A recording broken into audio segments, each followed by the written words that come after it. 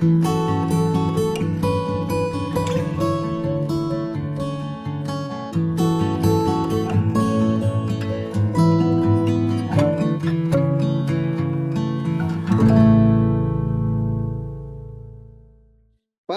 en el nombre que es por sobre todo nombre, en el nombre de nuestro Señor Jesucristo, en esta noche preciosa, maravillosa, que tú nos regalas, Señor, nos presentamos delante de ti, Señor, agradecidos, postrados ante tu grandeza, ante tu señorío, Señor, postrados ante tus maravillas, ante tu poder, Señor, ante todo lo que tú eres, todo lo que tú has hecho y todo lo que tú representas para nosotros.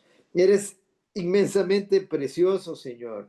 En esta noche queremos seguirte adorando, alabando, Señor, y queremos en esta noche, Señor, también darte las gracias por toda bendición en nuestras vidas, Señor. Qué dichosos que somos, Señor. Gracias por revelarte, Señor, a nosotros. Gracias por tu presencia, Señor. Gracias, Señor, por el perdón de los pecados, Señor. Gracias, Señor amado, por tu precioso y santo Espíritu, Señor, por tu muerte, por tu resurrección, por tu palabra, Señor. Recibe tú la gloria en todas las cosas, Señor, por toda bendición, Señor, comidita, techo, abrigo, Señor, sustento, Señor. Queremos en esta noche, amado Señor, precioso y bendito, que seas tú, Señor, con tu precioso y santo Espíritu, Señor, guiándonos, iluminándonos, dándonos sabiduría. Solo queremos conocerte cada día más, que es de lo que se trata la vida eterna. Continúa tú obrando en las vidas de tus siervos, Señor. En esta noche pongo delante de ti, Señor, a cada uno de mis hermanos. Bendícelos, amados, Señor. Llénalos de ti, de tu Santo Espíritu, Señor.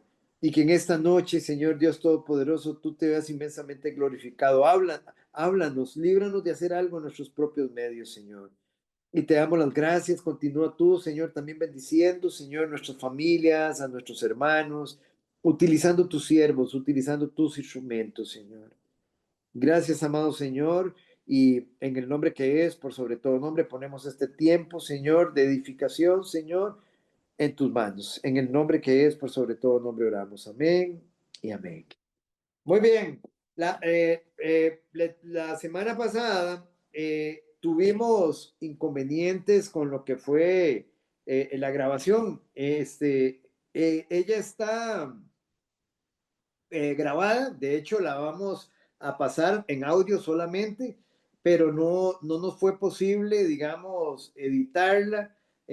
Presenta unos fallos en cuanto a la parte de, digamos, como unas entradas de luz que hay, y entonces nos da un fallo y no ha sido posible. Mi hija ha estado trabajando toda la semana en eso, o sea, digamos, y no nos fue posible. Vamos a pasarla en audio, y hoy, entonces, uno sabe que el enemigo siempre mete mano en eso, ¿verdad? Lógicamente hay una permisividad de Dios también, porque hay un propósito de Dios siempre en todas las cosas. Entonces hoy vamos a profundizar todavía más en lo que vimos la semana pasada. O sea, si la semana pasada tocamos algunos aspectos superficiales, hoy lo vamos a profundizar, porque siempre que pasan esas cosas es porque el enemigo de alguna forma algo quiere, digamos, bloquear. Entonces, muy importante, digamos, hermanos, que primero que lo conozcamos, y entonces vamos a empezar nuevamente. Nosotros estuvimos viendo la semana pasada, digamos, acerca de los juicios. ¿Cuáles son los diferentes juicios que hay en la Biblia, verdad? Entonces, en la Biblia se mencionan varios, y lo primero que empezamos diciendo es que nuestro Dios, nuestro Señor, es un Dios de justicia, como dice el salmista, y vamos a ir ahí al Salmo 45. Vamos a ir al Salmo 45, familia. Arturo, por favor, en el Salmo 45. Salmo 45, versículos del 6 al 7.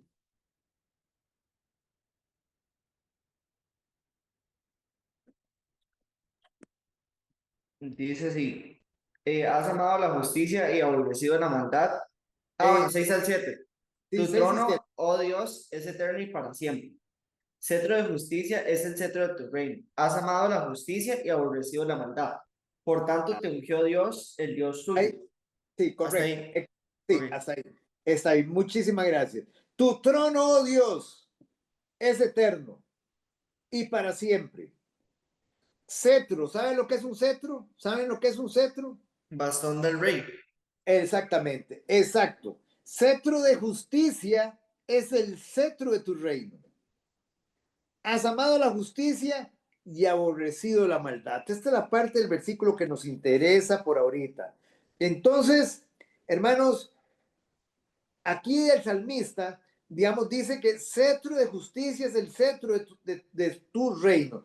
Su reino está fundado con justicia. Tanto así que el símbolo de su autoridad es un cetro y es la justicia misma del Señor. Has amado la justicia y aborrecido la maldad. La justicia de su reino proviene del carácter del rey. Es muy importante. La justicia proviene de su carácter. Recuérdense que la justicia es uno de los atributos de Dios. Es uno de los atributos de Dios. Él es infinitamente justo.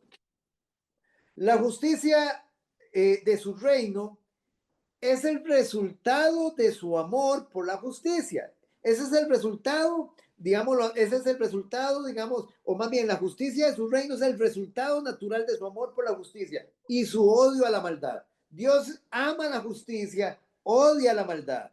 Y él no tiene, digamos, que trabajar duro para hacer que su reino sea justo. Eso está en su naturaleza y en su carácter. ¿Cómo es el carácter de nuestro Dios? Justo, infinitamente justo, es su naturaleza. Ahora, es el mismo Señor Jesucristo,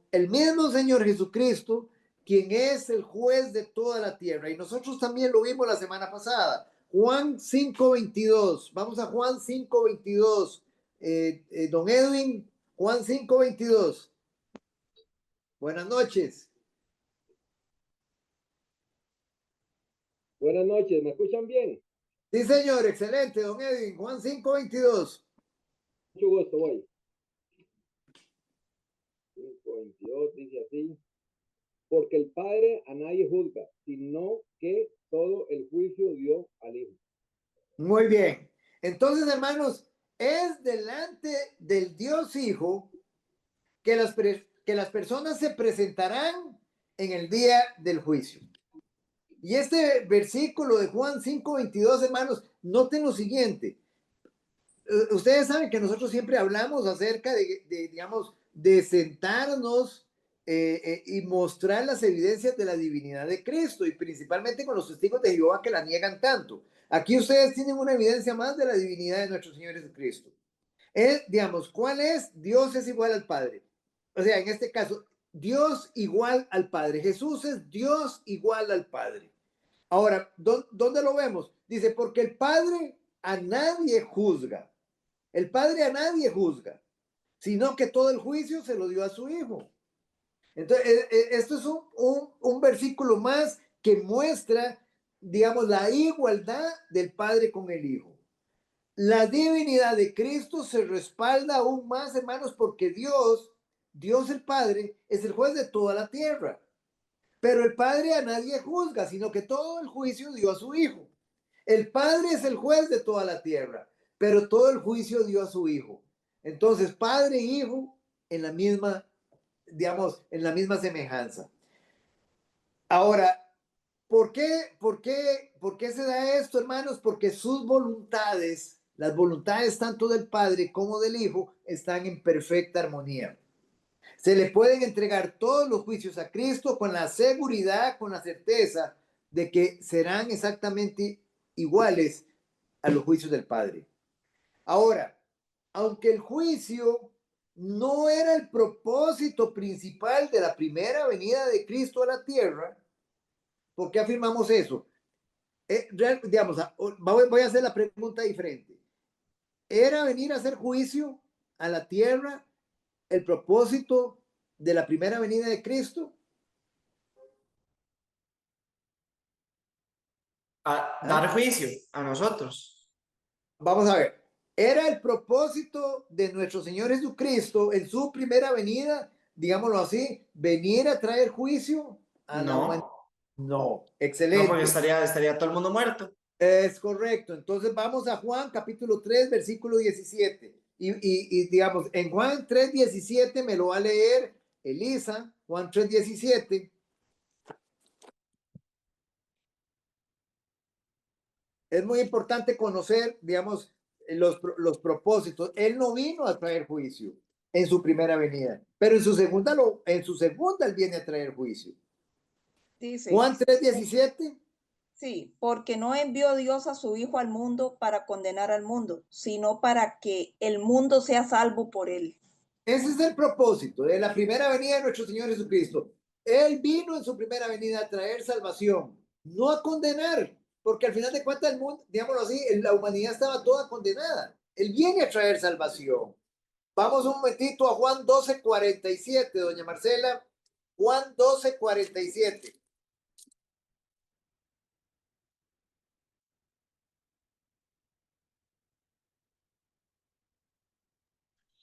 Dice, al que oye mis palabras y no las guarda, yo no le juzgo, porque no he venido a juzgar al mundo, sino a salvar al mundo. ¿Se dan cuenta? Al que oye mis palabras y no las guarda, yo no le juzgo, porque no he venido a juzgar al mundo, sino a salvar al mundo. Eso fue en su primera venida. ¿Estamos claros, familia? En su primera venida. Muy bien. Ahora, siguiendo acá, vamos a ver dónde me queda aquí. Ahora, sin embargo, el resultado final e ineludible de rechazar a Cristo, lógicamente es perder la salvación. Juan 3:18, Leandro, Juan 3:18.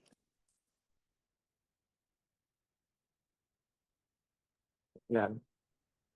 El que en él cree no es condenado, pero el que no cree ya ha sido condenado, porque no ha creído en el nombre del unigénito Hijo de Dios. Ok, él en su primera venida entonces no vino a hacer juicio, él vino a salvar, pero el resultado final e ineludible sigue siendo el mismo. Si usted lo rechazó, si usted no creyó, usted es condenado. Dice, el que en él cree no es condenado, pero el que no cree ya ha sido condenado porque no ha creído en el nombre del unigénito Hijo de Dios. Recuerden, hermanos, no importa el pecado que usted ha cometido, no importa el pecado que usted haya cometido. El pecado que ahorita lo está dominando, ese no va a ser el que lo está condenando. El pecado que lo va a condenar es el pecado de rechazar al Hijo de Dios. Al final usted lo rechaza porque usted ama más su pecado, pero digámoslo así, pero en realidad el pecado final, digamos, es el de rechazar a Cristo. Si usted rechaza a Cristo, no importa cuántos pecados esté cometiendo, ese es el que lo condena. Ok, muy bien. Ahora, vamos un momentito a Juan 5:27. Juan capítulo 5, versículo 27, Arturo.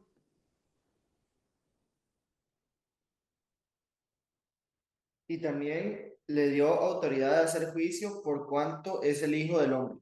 Nuevamente aquí está el Padre, digamos, ratificando, reiterando, ¿verdad? Dice, y también le dio autoridad de hacer juicio por cuanto es el Hijo del Hombre. Entonces, tal como el Padre, recuerden, el Padre le dio a su Hijo autoridad para dar vida. El Hijo da vida espiritual. Cuando nosotros creemos en nuestro Señor Jesucristo, Él nos da vida por medio de su Espíritu Santo que viene. Una vez que somos justificados y perdonados nuestros pecados, viene a morar en nosotros, tenemos vida espiritual. Entonces, de la misma manera como el Padre dio al Hijo autoridad para dar vida, así también el Padre le dio al Hijo encarnado y sumiso la autoridad de hacer juicio. Muy bien. Y Cristo recibió esa autoridad por cuanto es el Hijo del Hombre. Nuevamente, recordemos, ayer lo vimos. ¿Qué significa que Él es el Hijo del Hombre? ¿Qué implica que Él es el Hijo del Hombre? Cuando nosotros decimos que Él es el Hijo del Hombre, ¿a qué se está refiriendo?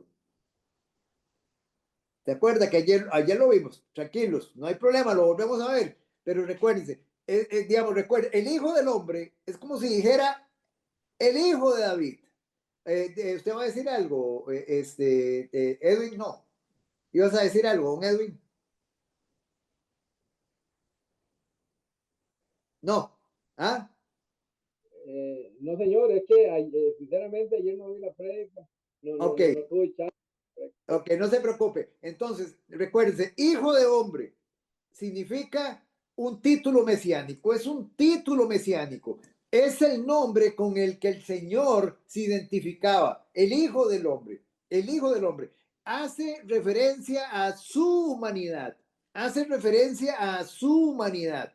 Cuando él decía, y cuando el ciego le decía, Hijo de David, ten compasión de mí, Hijo de David. Bueno, Hijo de David es otro título mesiánico. Hacía referencia a que él es un descendiente en la carne de David. Ok, hijo de hombre, que él es, digámoslo así, hace referencia a su humanidad. Es otro título mesiánico. ¿Dónde vemos esa referencia? Por ejemplo, en el libro de Daniel, donde, digámoslo así, ahí es donde aparece por primera vez, digamos, el título de hijo de hombre. Es más, si ustedes quieren verlo, los llevo ahí de una vez para que lo tengan.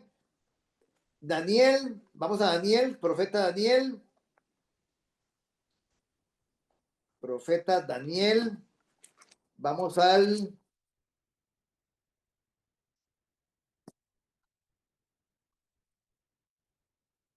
capítulo 7. Vamos al capítulo 7. Don Edwin, léame el versículo 13, por favor. Mucho gusto. Capítulo, ¿qué? Perdón. 7, 13. O sea, capítulo 7 de Daniel, capítulo 7, versículo. Sí. Miraba yo en la visión de la noche, y aquí con las nubes del cielo venía uno como un hijo de hombre, que vino hasta el anciano de días, y le hicieron acercarse delante de él. Ok, ahí lo tienen. Lea el 14 también. Y le fue dado dominio, gloria, y reinó para que todos los pueblos, naciones y lenguas le sirvieran. Su dominio es dominio eterno que nunca pasará, y su reino uno que no será destruido. Ok, aquí ustedes lo tienen. Esto hace referencia, digámoslo así, esto hace referencia al reinado de nuestro, digamos, al reinado eterno de nuestro Señor Jesucristo. Un reino que nunca se termina, un reinado que nunca se termina. Entonces aquí ustedes tienen como un hijo de hombre. Ahí es donde viene la referencia. Es un título mesiánico, una referencia mesiánica, ¿verdad? Muy bien. Entonces, sigamos acá. Entonces, nuestro Señor Jesucristo, como Dios en carne humana, en otras palabras, como hombre, Él fue tentado en todo según nuestra semejanza, pero sin pecado. Hecho Hebreos 4:15. Hebreos 4:15, doña Elisa.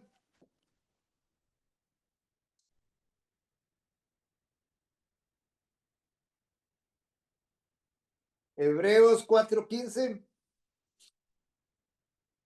Sí, un segundito. Hebreos 4:15.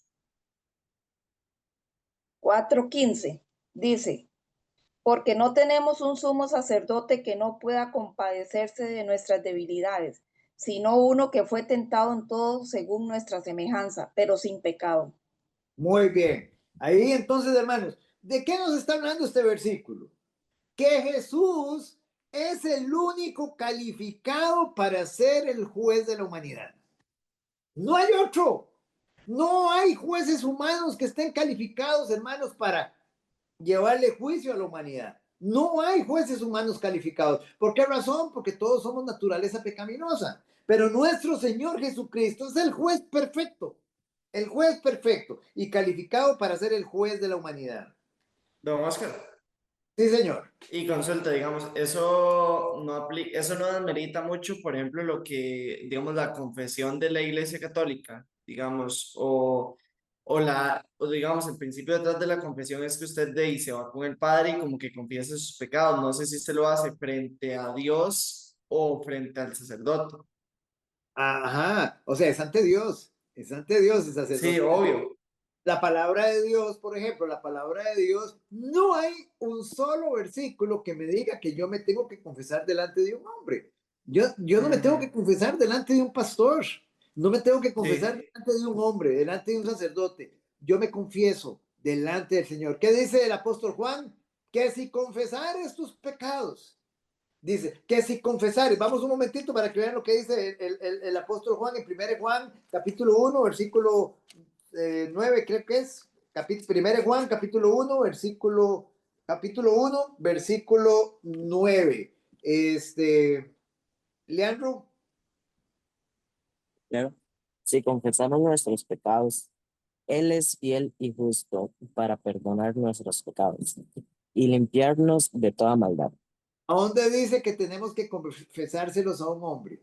Se los sí, confesamos no. directamente al Señor, se los confesamos a Él. Ahora, viene algo importante. ¿Quién nos da la convicción de pecado?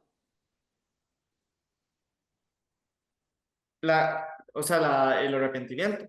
¿Quién nos da eso? La convicción. ¿Quién nos da la La convicción? convicción. ¿Quién nos da la convicción de pecado? El Espíritu Santo. El Espíritu Ajá, Santo. sí. Gracias, Chari. El Espíritu Santo. Recuerde, vamos a poner un caso. Si usted es un verdadero creyente, si usted, incluso a los impíos, el Espíritu Santo está constantemente dándole convicción desde afuera.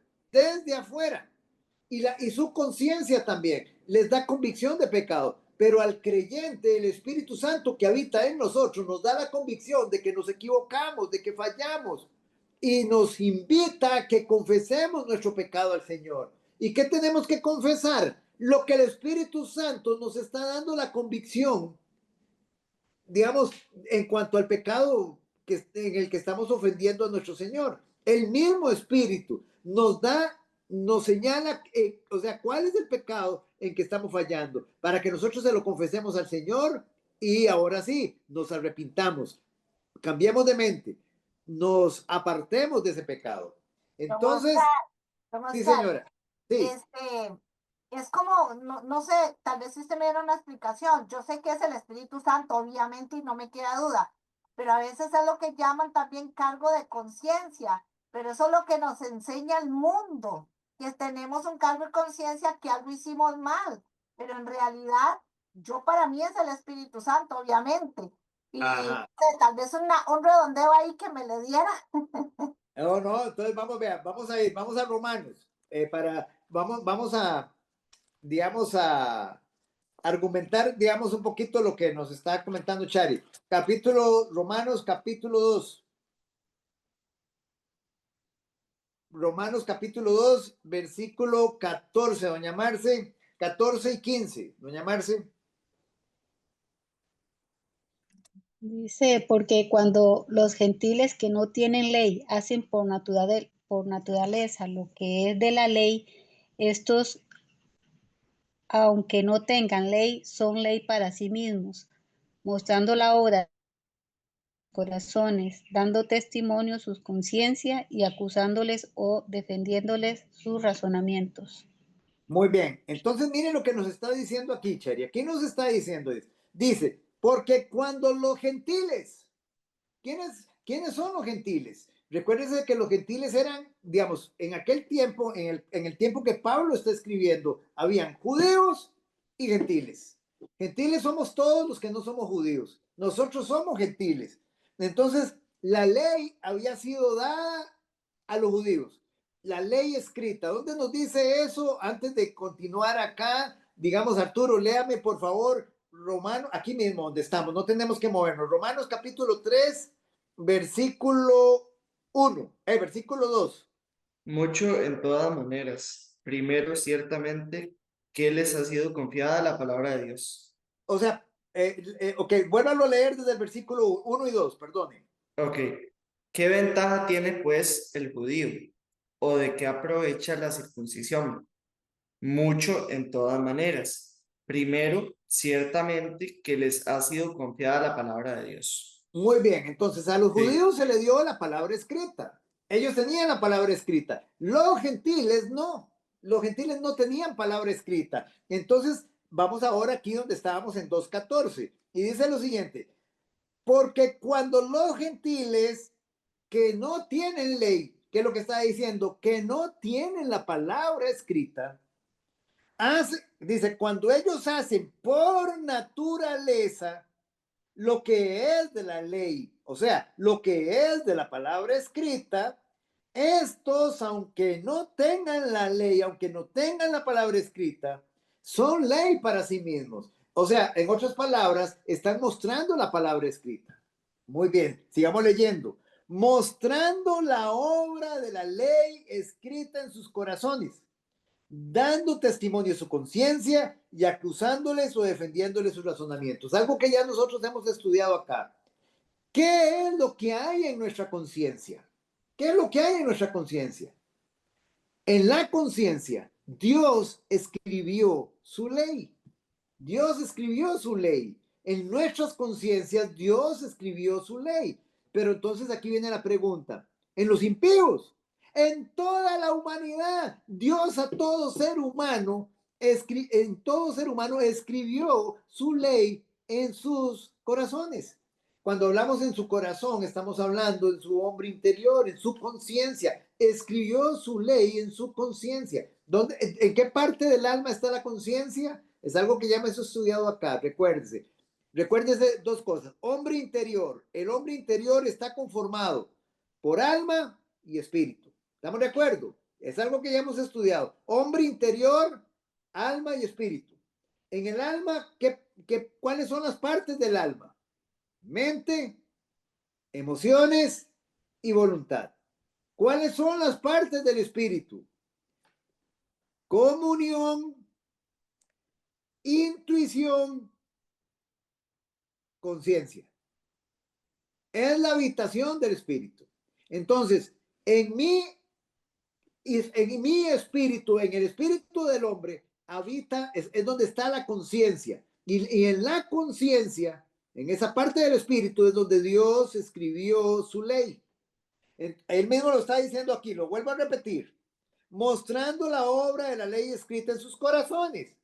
Recuérdense, corazón, ¿qué es corazón? Cuando hablamos de el corazón del hombre, ¿de qué estamos hablando? El hombre interior. De su hombre interior. Perfecto. Estamos hablando, cuando hablamos del corazón del hombre, estamos hablando del hombre interior. ¿Y cuál es el hombre interior? ¿Qué lo conforma? El alma y el espíritu. Ahora, para que quede todavía mucho más claro, el ser humano es un ser tripartita: cuerpo, alma y espíritu. Ahí tenemos cuerpo, alma y espíritu. Cuando hablamos de corazón, estamos hablando de el alma y el espíritu. Estamos hablando del hombre interior. El cuerpo, recuerden, el cuerpo lo que aquí va a quedar es el estuche. Es el estuche. Entonces, en el alma están la mente, las emociones y la voluntad, y en el espíritu del hombre, y esto es interesante, en el espíritu del hombre, digamos, independiente del libre albedrío del hombre, independiente de la voluntad, de la libre capacidad de elegir del hombre, se encuentra la conciencia. O sea, yo no le puedo decir a mí, digamos, mi voluntad, digamos, la voluntad mía, no le puede decir a mi conciencia, no me avise, no me avise, no quiero saber nada de si es bueno o es malo. Yo no le puedo decir, esa alarma la puso Dios en mi corazón, escribiendo su ley en mi corazón. Es algo que yo no me lo puedo quitar de encima. Y aquí le vuelvo a poner otro ejemplo. Los ateos dicen que no creen en Dios, pero entonces ¿de dónde obtienen ellos los juicios de valor? ¿De dónde los obtienen? Un ateo sabe hacer lo bueno y sabe hacer lo malo. Un ateo llega y muchas veces le lleva una ofrenda digamos, a una familia humilde. Un ateo muchas veces ayuda a niños. O sea, entonces, digamos, un ateo se opone, por ejemplo, a que violenten sexualmente a un niño. ¿Y cómo sabe él que eso es bueno y eso es malo? Porque Dios escribió su ley en el corazón del hombre. No sé, Chari, si te queda claro.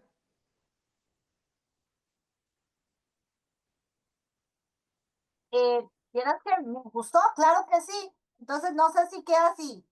Lo que nosotros a veces, digamos, cuando no tenemos al Espíritu Santo, sentimos como cargo en la ley de Dios en nuestro corazón, diciendo eso está mal. Pero, Ambas, ambas, ajá, sí, ambas. exacto, O sea, eso es un trabajo de su conciencia. ajá, Recuerden que a nosotros nos da convicción siempre la palabra y el espíritu. Entonces, en un impío, el espíritu trabaja desde afuera y trabaja la conciencia. En un ajá. creyente, el espíritu trabaja desde adentro y trabaja ¿qué? Ahora trabaja la palabra escrita y trabaja la conciencia. Sí, a eso le iba a decir que entonces, esa es la parte, digamos, en el impío. En nosotros ya, ya no es tanto, o sea, sí la palabra, obviamente, y la ley que Dios puso en nuestro corazón, pero ya viene el Espíritu Santo a que es el que trae el convencimiento de eso y el arrepentimiento.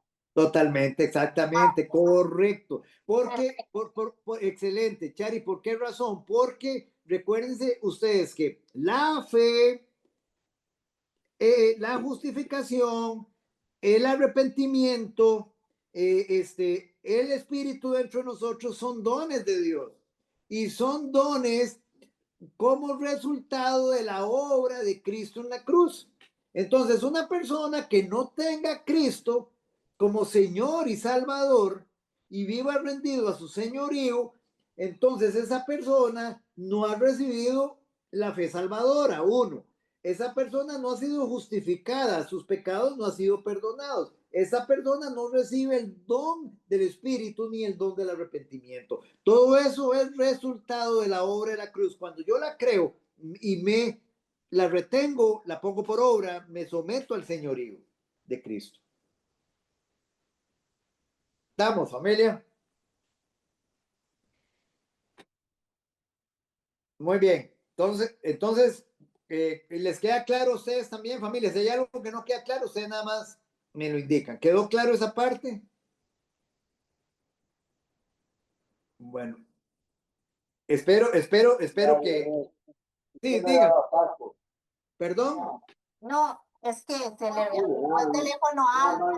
Sí, Alba, ya, No, sí, era que le iba a quedó decir a claro. Oscar que sí estaba claro.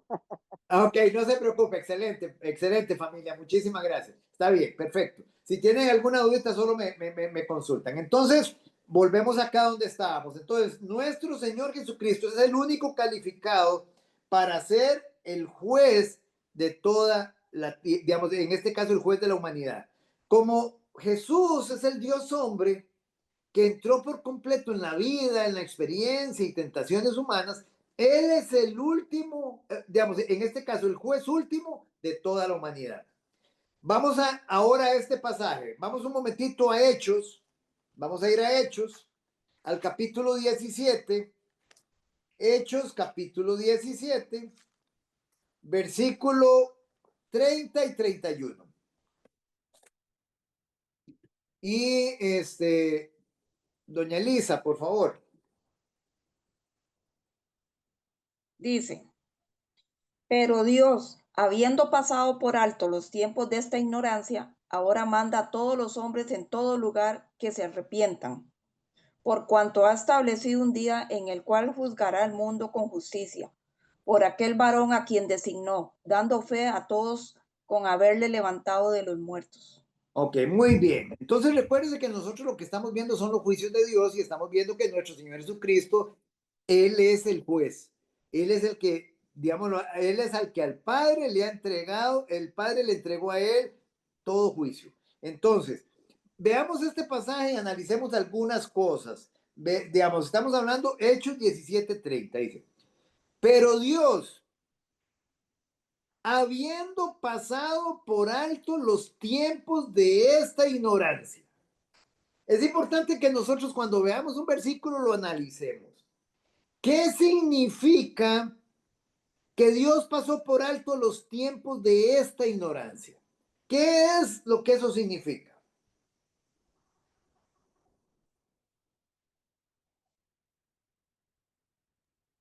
Y cuando eso no conocíamos de la palabra, pero ahora sí conocemos que hemos nacido de nuevo.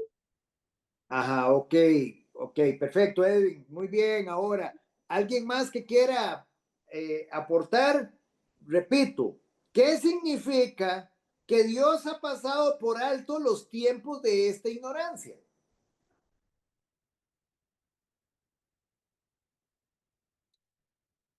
Muy bien, vean el punto acá, familia. Es muy importante que nosotros tengamos esto claro para que podamos ver el regalo.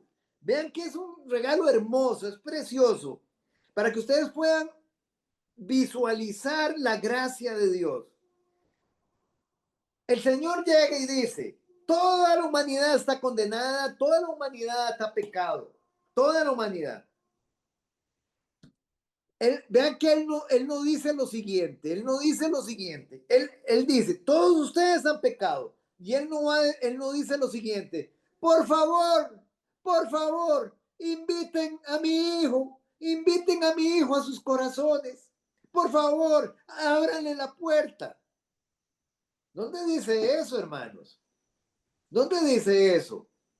Eso es una de las grandes mentiras ahora de muchas congregaciones, donde dice que nosotros tenemos que invitar a Jesús a entrar.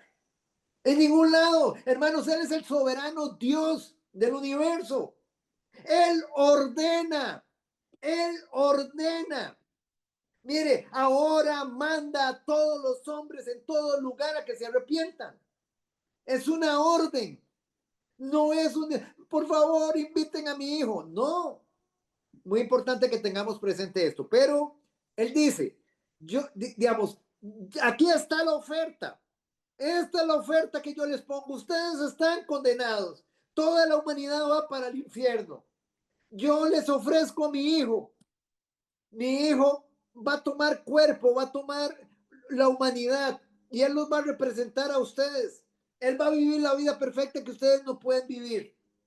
Él va a pagar las consecuencias de los pecados de ustedes. Él va a cargar con el pecado y va a derramar su sangre como un cordero para limpiar el pecado.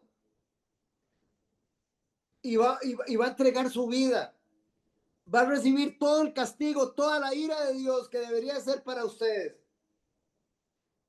Esa es la oferta que yo les hago. Él va a tomar el lugar de ustedes. Por lo tanto, a partir de este momento, yo les ordeno a todos los hombres en todo lugar que se arrepientan, no les voy a tomar en cuenta los tiempos de su pasado pecaminoso. Eso es lo que está diciendo el Señor aquí. Yo no le voy a tomar en cuenta el pasado a ninguno de ustedes. Todos aquellos que han decidido entregar su vida a mi hijo, creer en lo que él está haciendo y someterse a su señorío. Yo no voy a tomar en cuenta su pasado. Lo voy a enviar al fondo del mar. Eso es lo que significa, eso es lo que está diciendo acá. Yo no lo voy a tomar en cuenta, lo voy a pasar por alto. Pero eso sí, arrepiéntanse. Eso sí, arrepiéntanse. Porque Dios ha establecido un día en el cual juzgará al mundo con justicia por aquel varón a quien designó, dando fe a todos con haberlo levantado de los muertos. Él lo levantó de los muertos y es algo que ya nosotros hemos visto. ¿Para qué lo levantó? Como satisfacción. Es la evidencia de su satisfacción. Él lo levantó para justificarlo. Él es el único justo. El único justo. Para que la justicia de la hora se pueda, digamos, impartir a aquellos que han creído. Imputar a aquellos que han creído su obediencia. ¿Entendemos este pasaje, hermanos?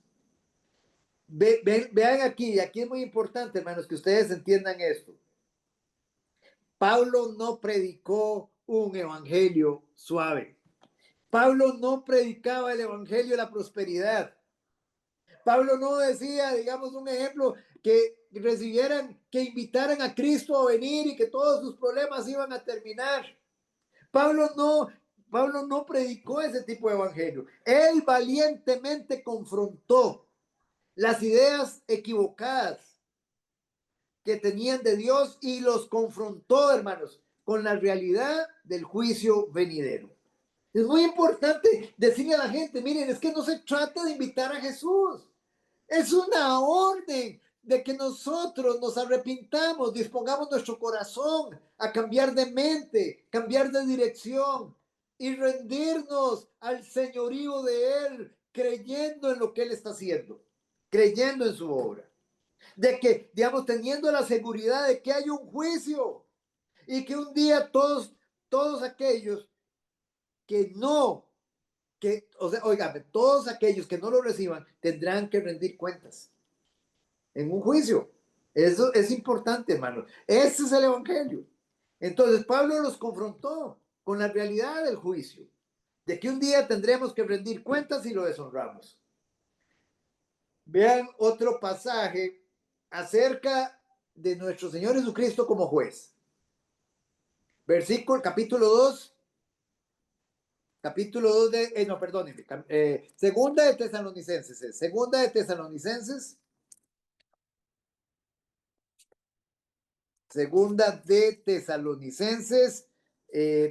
capítulo 1, versículos 7 y 8.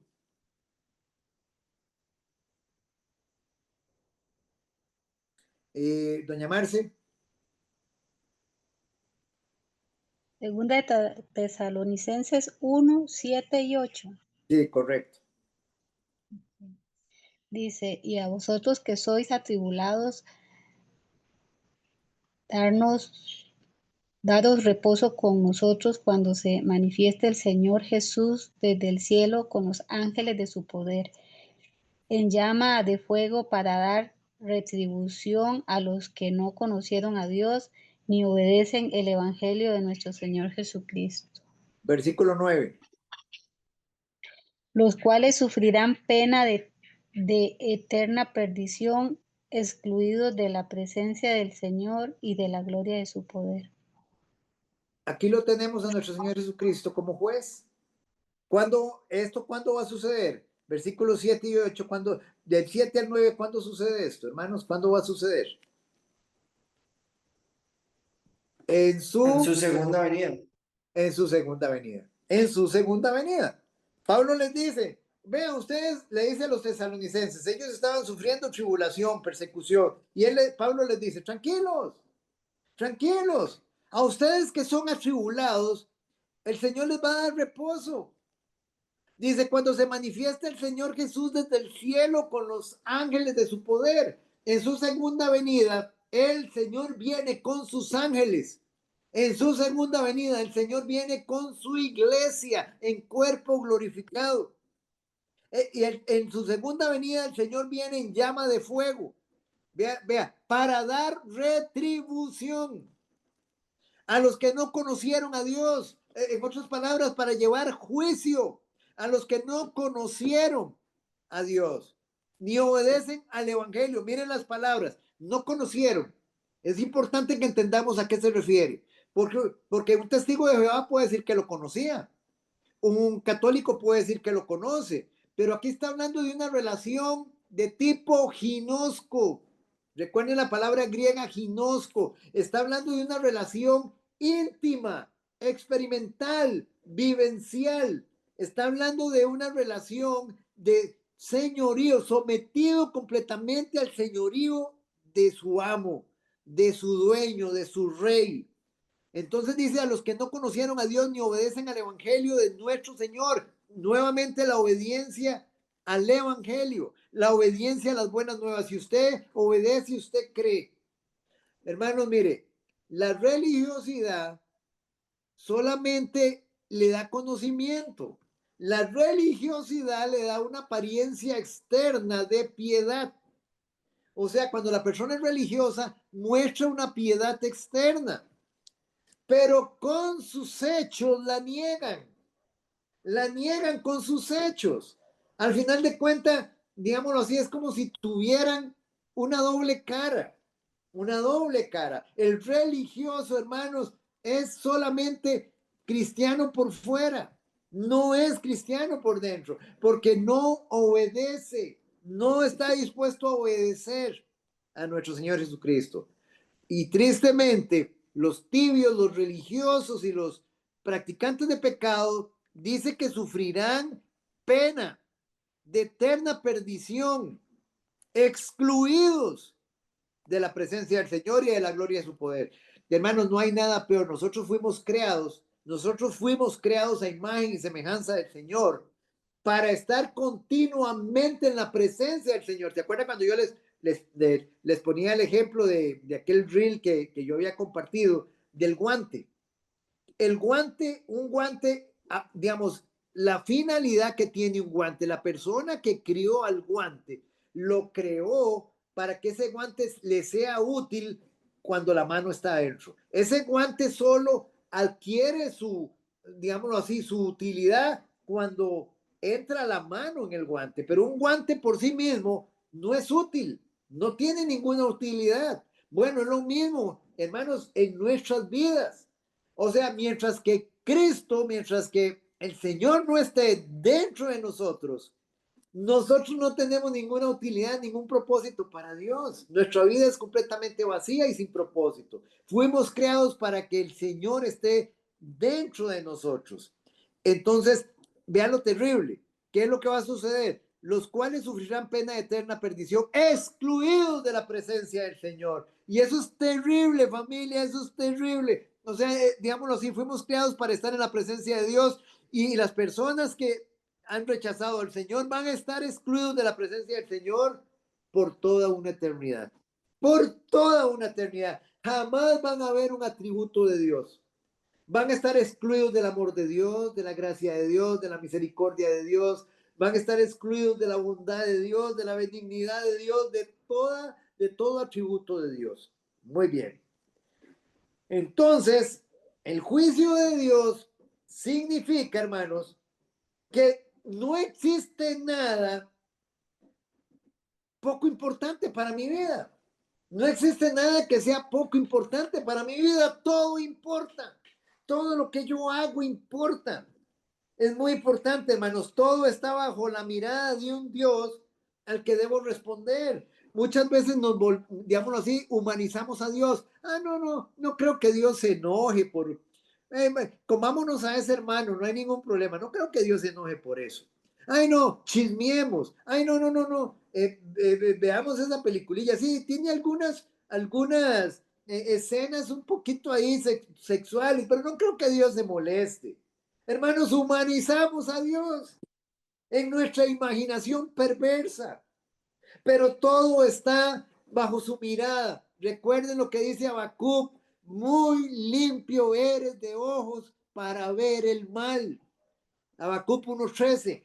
Y recuerden lo que dice Hebreos capítulo 4, versículo 13. ¿Qué dice, Leandro? Hebreos 4:13.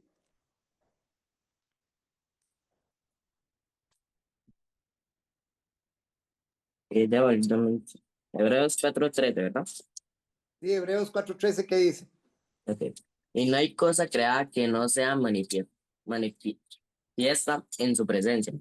Antes bien, todas las cosas están desnudas y abiertas a los ojos de aquel a quien tenemos que dar cuentas. Ahí lo tienen, hermanos. Ahí lo tienen. Mire, para los que subestiman a Dios. Don Oscar, ¿y Habacuc cuál? Habacuc. 1:13. 1:13, correcto. Habacuc 1:13. Don Oscar, y Sí, digamos señor. una duda, yo tenía como dos comentarios con eso. Lo primero era que, digamos, con los religiosos, yo no sé si aplica este versículo que estaba leyendo un día de estos de Mateo, que dice que, por ejemplo, Sodoma y Gomorra estaba comparando con Tiro y Sidón, que, digamos, creo que había hecho muchos milagros en Tiro y Sidón, Jesús o Dios, y en Sodoma y Gomorra no. Entonces dice que a la hora del juicio va a haber peor juicio para Tiro y Sidón que para Sodoma y Gomorra. Eso aplica con gente religiosa que, digamos, conoce la palabra, pero, digamos, no la aplica comparado, digamos, a un impío. Digamos, Ajá. esa es la primera duda. Y lo otro que me acordé también es que con lo que vemos era como que era como la lámpara de los ojos. O sea, que los ojos son como la lámpara que nosotros tenemos y que entonces Ajá. tenemos que tener mucho cuidado con lo que vemos a través de nuestros ojos. Exactamente.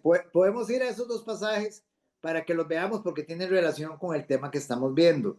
Exacto. Entonces, nada más aquí, digamos, quiero que veamos algo. Voy a terminar con este de Hebreos 4:13 y luego vamos a ir a este de las ciudades impenitentes que está citando Arturo, que está en Mateo. Ya los voy a llevar ahí, si no me equivoco, está en Mateo 11, me parece. Vean ustedes, por ejemplo, Hebreos 4:13 dice, y no hay cosa creada que no sea manifiesta en su presencia. Hermanos, ¿cómo nosotros subestimamos a Dios? Y aquí viene un punto. ¿Cómo si usted es templo del Espíritu Santo y la Santísima Trinidad habita dentro de usted, usted cree que Dios está siendo ajeno a lo que usted está haciendo? Usted en ese momento está profanando su templo. Antes bien, todas las cosas están desnudas y abiertas a los ojos de aquel a quien tenemos que dar cuenta. Y esto habla de un juicio. Esto habla de que hay un juez. Muy bien. Entonces vamos a Mateo, Habacuc 1:13. Si alguien lo tiene, que lo lea. Mientras que buscamos Mateo, Habacuc 1:13.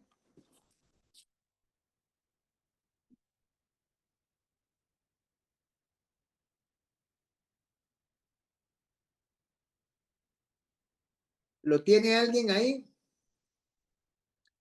Oscar, yo lo tengo. Léalo, por favor. Ok. Dice, muy limpio eres de ojos para ver el mal, ni puedes ver el agravio.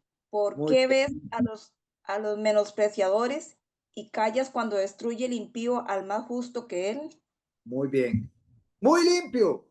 Muy limpio. Eres de ojos para ver el mal. Muy limpio. Él es santo, santo, santo. Ok. Muy bien. Mateo, capítulo 11. Arturo, vamos al capítulo 11 de Mateo. Vamos al versículo 20. Vamos a ir al versículo 20 y vamos a leer esta porcioncita, digamos, para explicarla un momentito. Mateo 11:20. Sí, vamos a leer, digamos, léame primero del versículo 20 y me lo vas a leer hasta el 22. Ok, Del 20 al 22 primero. listo.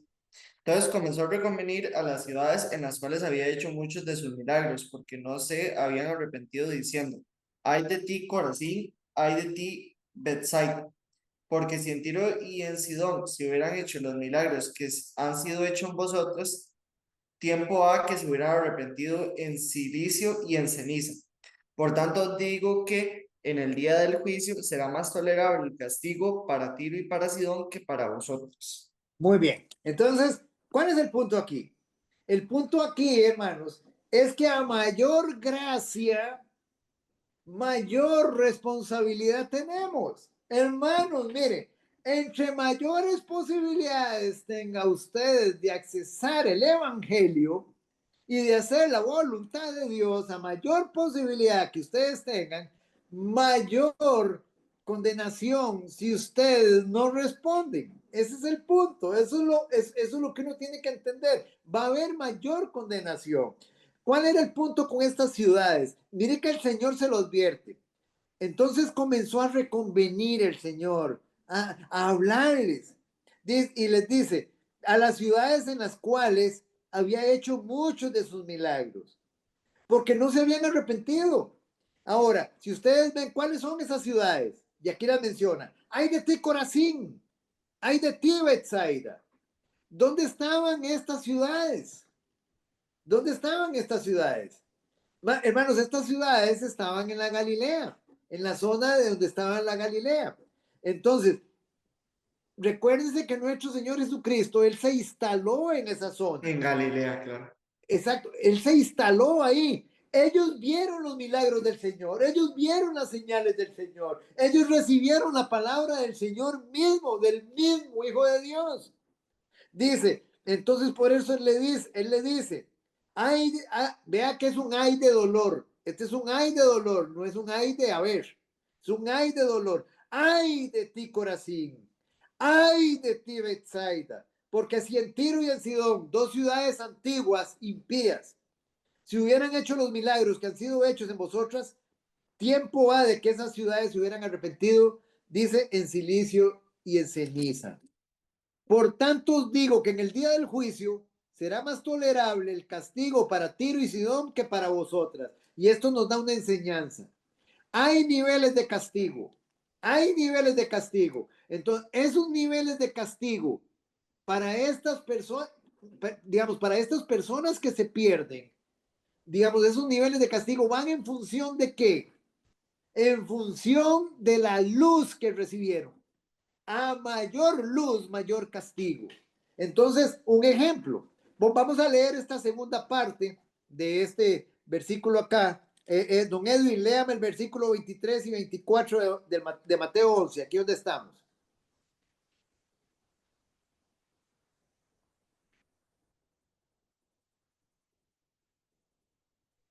Voy, don Oscar. Sí. Mateo 11. 11, Sí, 11, 23. 23 y 24. Sí, señor. Y tú, Capernaum, que eres levantada hasta el cielo, hasta el Hades, serás habitada, porque si en Sodoma se hubiera hecho los milagros que han sido hechos en ti, habría permanecido hasta el día de hoy. Por tanto, os digo que en el día del juicio será más tolerable el castigo para la tierra de Sodoma que para ti. Muy bien. Entonces, nuevamente, dice, y tú, Capernaum. ¿Por qué Capernaum, hermanos? ¿Por qué Capernaum? ¿Por qué el Señor menciona Capernaum? Porque Capernaum era el centro de operaciones de nuestro Señor Jesucristo. Ahí fue donde Él se instaló. Hermanos, ellos vieron a Jesús haciendo milagros, digamos, haciendo señales. Ellos vieron al Señor, digamos, escucharon la voz del Hijo de Dios. Dice, tú, Capernaum, que eres levantada hasta los cielos, hermanos. Ellos tuvieron todos los medios de gracia para ir al cielo. Dice hasta el Hades. Hasta el Hades. ¿Qué es el Hades? El infierno. El infierno.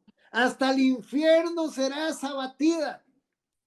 Porque si en Sodoma se hubieran hecho los milagros que han sido hechos en ti, habrían permanecido hasta el día de hoy. Qué duro, hermanos, porque nosotros vimos que Sodoma y Gomorra, Adma, Seboín, todas esas ciudades eran tremendamente impías. Pero el Señor dice, si yo hubiera estado ahí, hubiera hecho esos milagros y hubiera las señales y les hubiera llevado la palabra, ellos se hubieran arrepentido.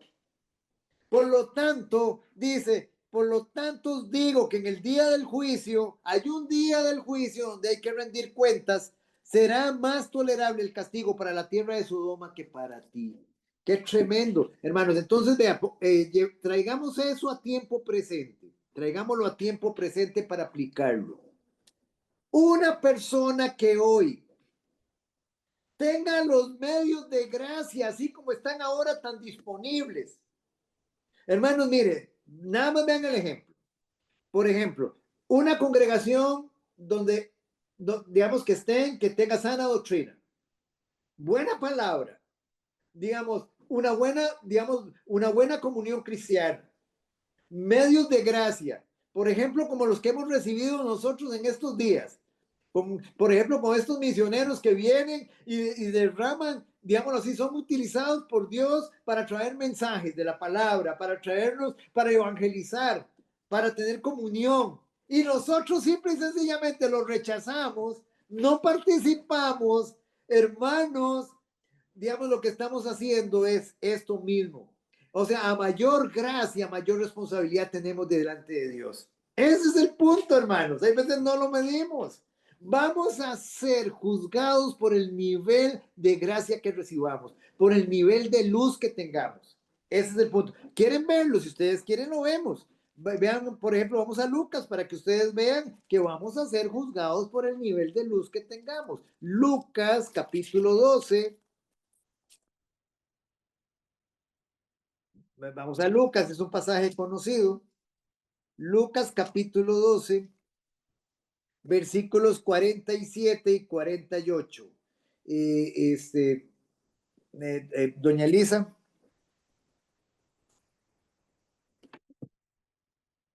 Dice, aquel siervo que conociendo la voluntad de su Señor no se preparó ni hizo conforme a su voluntad, recibirá muchos azotes.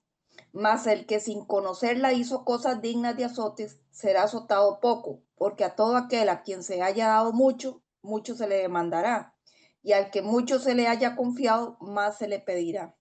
Muy bien. Entonces, vean qué interesante. Veamos el primero, el versículo 47. Aquel siervo que conociendo la voluntad de su Señor, hermanos, tenía luz, conoce la voluntad de su Señor. Él la conoce, estaba en la iglesia, se congregaba de vez en cuando. ¿Quiénes entran aquí en esta categoría? Los tibios, los religiosos, los practicantes de pecado. Aquí están, hermanos. Aquel siervo, conocen, pero no están dispuestos a hacer la voluntad de Dios. La hacen de vez en cuando. Dice, aquel siervo que conociendo la voluntad de su Señor no se preparó ni hizo conforme a su voluntad, ¿qué dice? Recibirá muchos azotes. Muchos azotes. Ahora, la pregunta es, vean qué interesante. Si él tiene luz, ¿dónde está metido este hombre? Dice, aquel siervo que conociendo la voluntad de su Señor tiene luz, ¿dónde está él entonces? Está hablando de un impío aquí, está hablando de una persona del mundo. No, señores, no está No, hablando de un mundano, no está hablando de un impío, no está hablando de un perdido. Está hablando de personas que están dentro de la congregación. Aquel siervo que conociendo la voluntad de su Señor, ¿cómo la conoce? ¿Cómo la conoce él? Porque está dentro, porque él tiene luz, está recibiéndola. Dice, pero no se preparó, le resbaló, no le interesó. Dice, ni hizo conforme a su voluntad, no se sometió a su señorío. Recibirá muchos azotes, es interesante. Pero él está dentro de la iglesia, tiene 15 años, tiene 20 años de estar en la iglesia. ¿Cómo es posible? Yo no creo eso. Vean lo que dice, recibirá muchos azotes. Ahora viene la pregunta. Alguien me puede decir, pastor, no estoy de acuerdo con usted. Un ejemplo. Entonces yo le digo, explíqueme esto, recibirá muchos azotes. ¿En el cielo se reciben azotes? Entonces, ¿dónde está esa persona? ¿Dónde está? ¿Se dan cuenta, hermanos? ¿Se dan cuenta, hermanos? La gente no cree en eso. La gente no cree que la tibieza es castigada por el Señor. La tibieza tiene la oportunidad la persona de arrepentirse. El practicante de pecado tiene la oportunidad de arrepentirse y el religioso tiene la oportunidad de arrepentirse. Pero si no se arrepienten, recibirá muchos azotes. Más azotes que el impío que está afuera, que no conoce nada de Dios. ¿Sabe qué? Más azotes que los de Sodoma y Gomorra. Más azotes que los de Tiro y Sidón. Porque hay más gracia hoy, hermanos. Hay más gracia. Hay mucho más gracia hoy. O sea, ese es el punto, que hoy tenemos mucho más gracia. Vean el versículo 48. Más el que sin conocerla, esta persona no tiene luz, pero es pecador. Hizo cosas dignas de azote. Sí, él era pecador, es un pecador. ¿Será azotado poco? Porque a todo aquel a quien se le haya dado mucho, mucho se le demandará. Y al que mucho se le haya confiado, más se le pedirá. Qué duro, hermanos. Qué duro, ¿eh? Estas son las cositas que es importante tenerlas claras. se podría Muy decir entonces que nosotros somos el Capernaum del ejemplo. exactamente. Que es un excelente ejemplo. Es un excelente ejemplo. El Señor nos está levantando hasta el cielo. Nos levanta hasta el cielo. Todos los que estamos aquí en esta noche estamos siendo levantados hasta el cielo. Pero si no hacemos su voluntad, si entramos en religiosidad, si entramos en tibieza, si entramos en prácticas de pecado, entonces somos como los de Sodoma. ¿Me entiende el punto, hermanos? Digámoslo así, se va a recibir un castigo mayor que el de Sodoma. Ese es el punto acá. O sea, clarito, clarito. Entonces, hermanos, un mundo en el que finalmente no se hace justicia, no sería el mundo de Dios en lo absoluto. Este es el mundo de Dios. Y como es de Él, es un mundo donde Él va a hacer justicia, porque Él es infinitamente justo. Vamos a Hechos capítulo 10, versículo 42 y veamos otro ejemplo de nuestro Señor Jesucristo como juez. Hechos 10, 42. Hermanos, hay cosas que no podemos ser flexibles. En la fe no podemos ser flexibles. No podemos ser flexibles. Hechos 10, 42. Doña Marce.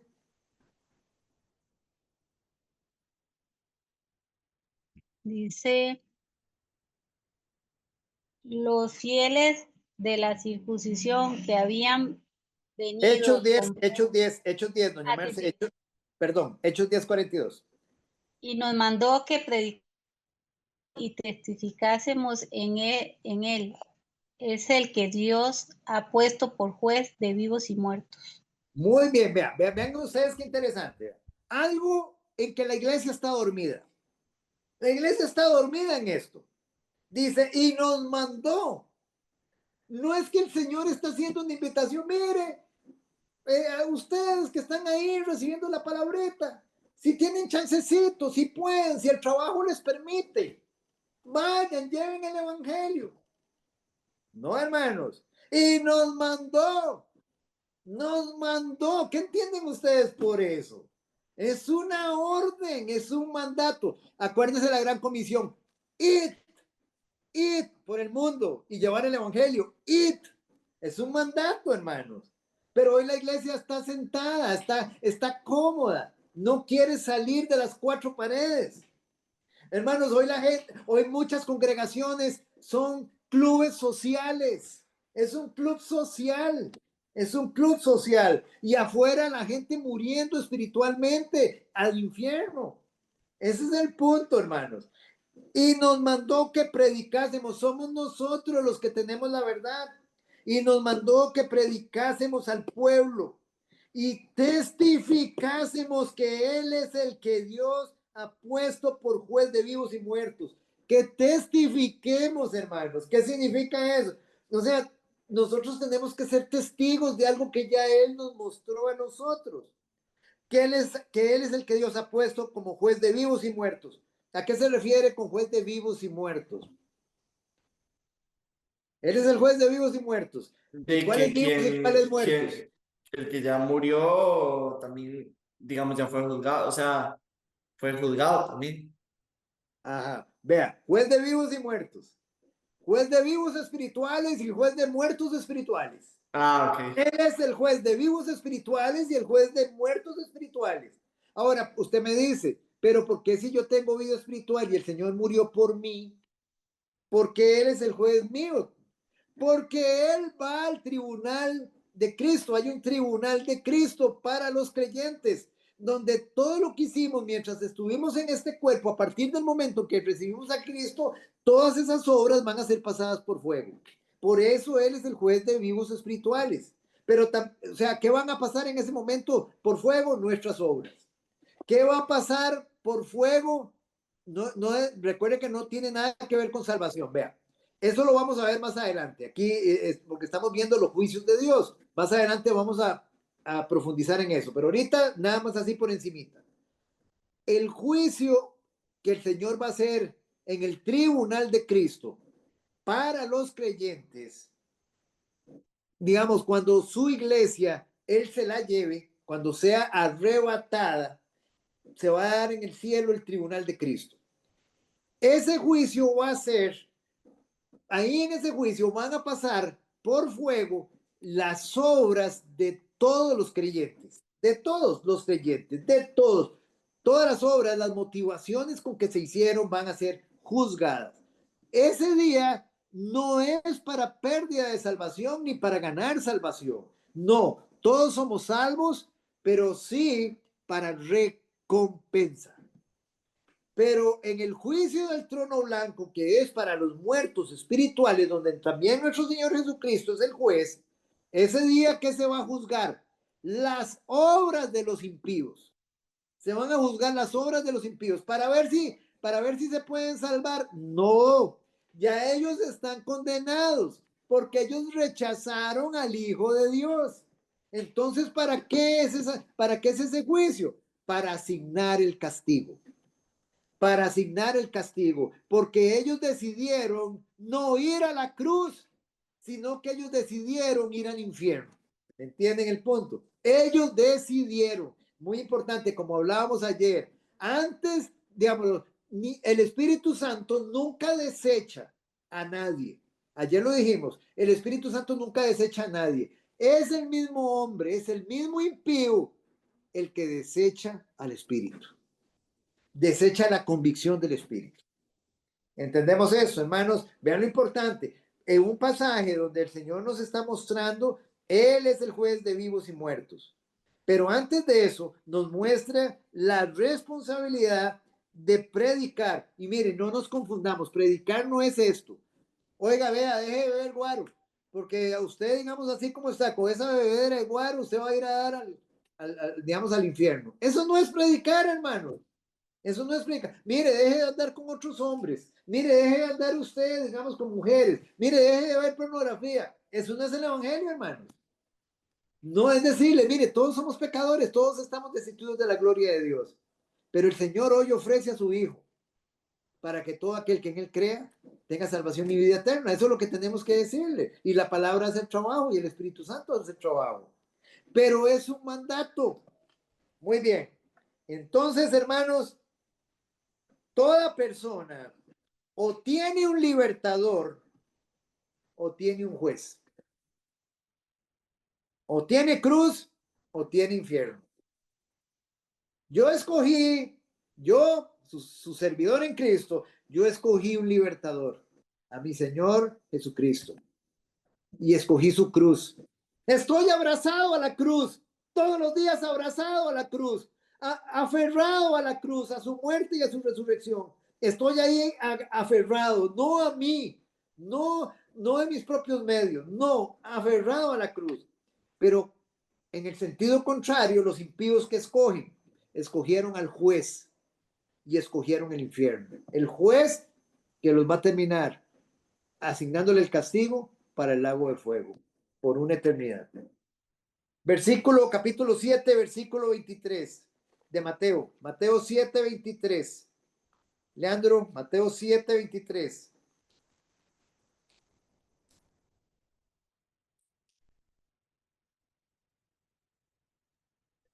Mateo 7:23.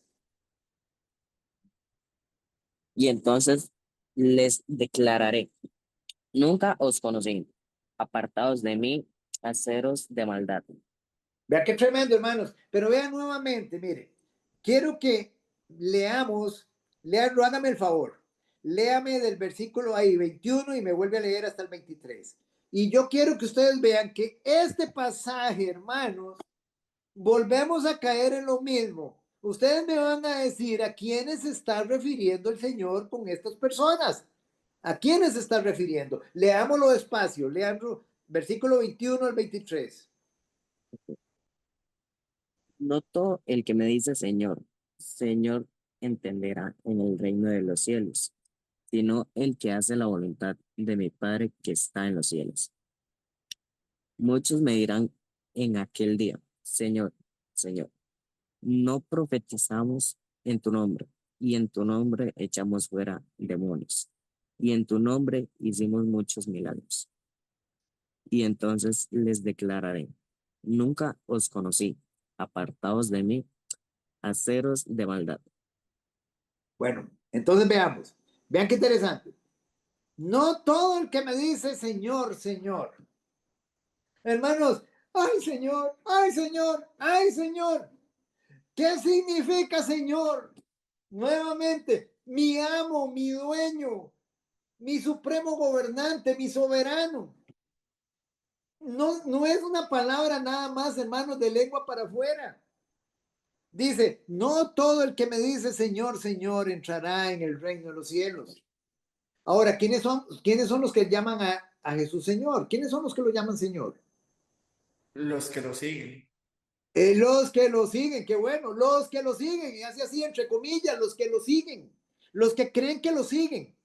Dice, no todo aquel que me dice Señor, Señor entrará en el reino de los cielos, sino que el que hace la voluntad de mi Padre que está en los cielos, el que se somete a mi señorío, el que está rendido a mi autoridad, a mi voluntad. Versículo 22. Muchos, pongan atención, subrayen sus Biblias. Muchos, hermanos, no son pocos. Es la gran mayoría. Quieren un número así aproximado. Hermanos, más del 90%. Más del 90% de la humanidad se va a perder. De todos los tiempos. Más del 90%. Muchos me dirán en aquel día, ¿cuál día? ¿A cuál día se está refiriendo? En la segunda venida.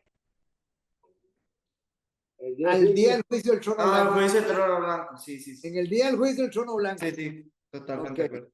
Ok. Señor, Señor, vea nuevamente, Señor, Señor. Y vea lo que le dice. ¿No profetizamos en tu nombre? ¿Y en tu nombre echamos fuera demonios? ¿Y en tu nombre hicimos muchos milagros? Y aquí viene la pregunta. Estas personas, para que pudieran estar haciendo estas cosas, ¿dónde estaban? ¿Dónde están? Sí, son tibios. Sí, correcto, pero ¿en qué lugar? ¿Dónde están ellos? O sea, me refiero yo. Vea, estas personas, ¿en dónde están? ¿Son personas, digamos, del mundo? ¿Son personas? ¿Dónde están estas personas? Del mundo. En ¿Perdón? el infierno. Son ¿Perdón? del mundo. En Están la en el iglesia. mundo. No, en la iglesia. En la iglesia. En la iglesia, doña Elba. En la También. iglesia. Están ahí. ¿Por qué están ahí? Porque, vea, profetizan. Echan fuera demonios. Hacen milagros. ¿Dónde están entonces? Están dentro de la iglesia. Estas personas están dentro de la iglesia. Muchos de ellos son servidores. Están cantando. Están alabando, según ellos, alabando al Señor. Muchos están ahí, digamos, en grupos de oración, manejando ministerios. Están ahí, hermanos. Pero vean lo que les dice. Y entonces les declararé, nunca os conocí. Apartados de mí. Vean lo que les dice. Hacedores. Un sinónimo de hacedores. Un sinónimo de hacedores. Practicantes. Practicantes. Hacedores de maldad, practicantes de maldad, practicantes de pecado. Entonces viene la pregunta. ¿Quiénes entran en esta porción? Y nuevamente caemos en los tibios, en los religiosos y en los practicantes de pecado, que están dentro de la iglesia. ¿Se dan cuenta, familia? Ese es el punto. Esa es la parte que duele, hermanos, que están ahí, están siendo levantados hasta los cielos. Más si están en una iglesia, hermanos, que está, digamos, dando buena palabra y sana doctrina. Hermanos, hay comunión entre los hermanos, el Espíritu Santo se está moviendo, están siendo levantados hasta los cielos, pero hasta el Hades serán abatidos. Qué duro, qué duro. Y con mayor condenación. ¿Por qué con mayor condenación? Porque tienen más luz. Vamos entendiendo. Y el Señor a eso es a lo que se refiere. Ahora vean qué interesante. Vamos a ir a Apocalipsis. Vamos a Apocalipsis. Capítulo 5. Apocalipsis 5.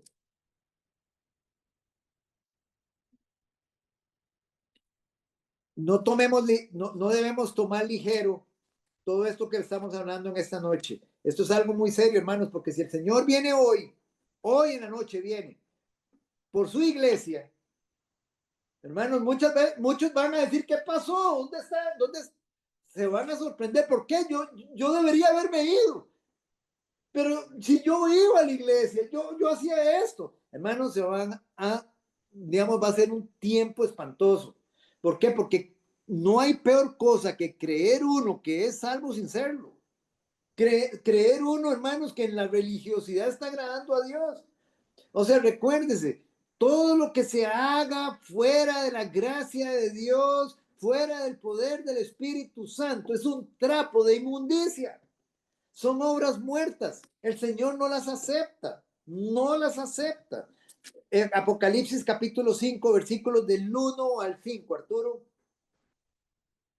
Y vi en la mano derecha del que estaba sentado en el trono un libro escrito por dentro y por fuera, sellado con 7 sellos. Y vi a un ángel fuerte que pregonaba a gran voz: ¿Quién es digno de abrir el libro y desatar sus sellos?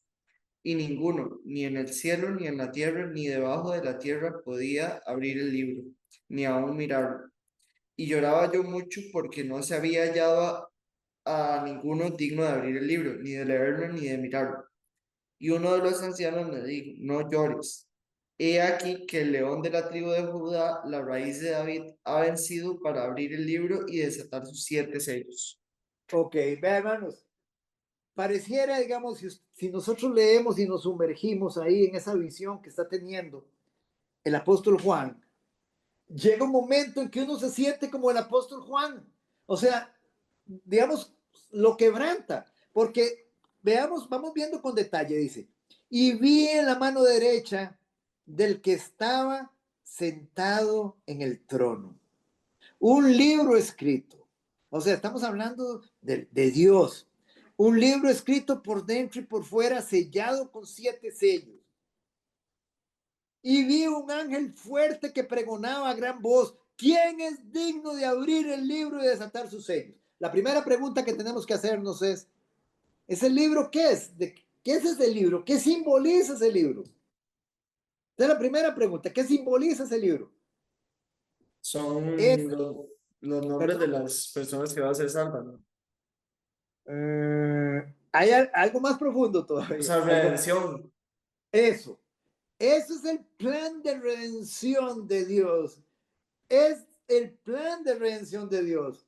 Y vea qué interesante, dice, y ninguno, ni en el cielo, ni en la tierra, ni debajo de la tierra, podía abrir el libro, ni aún mirarlo.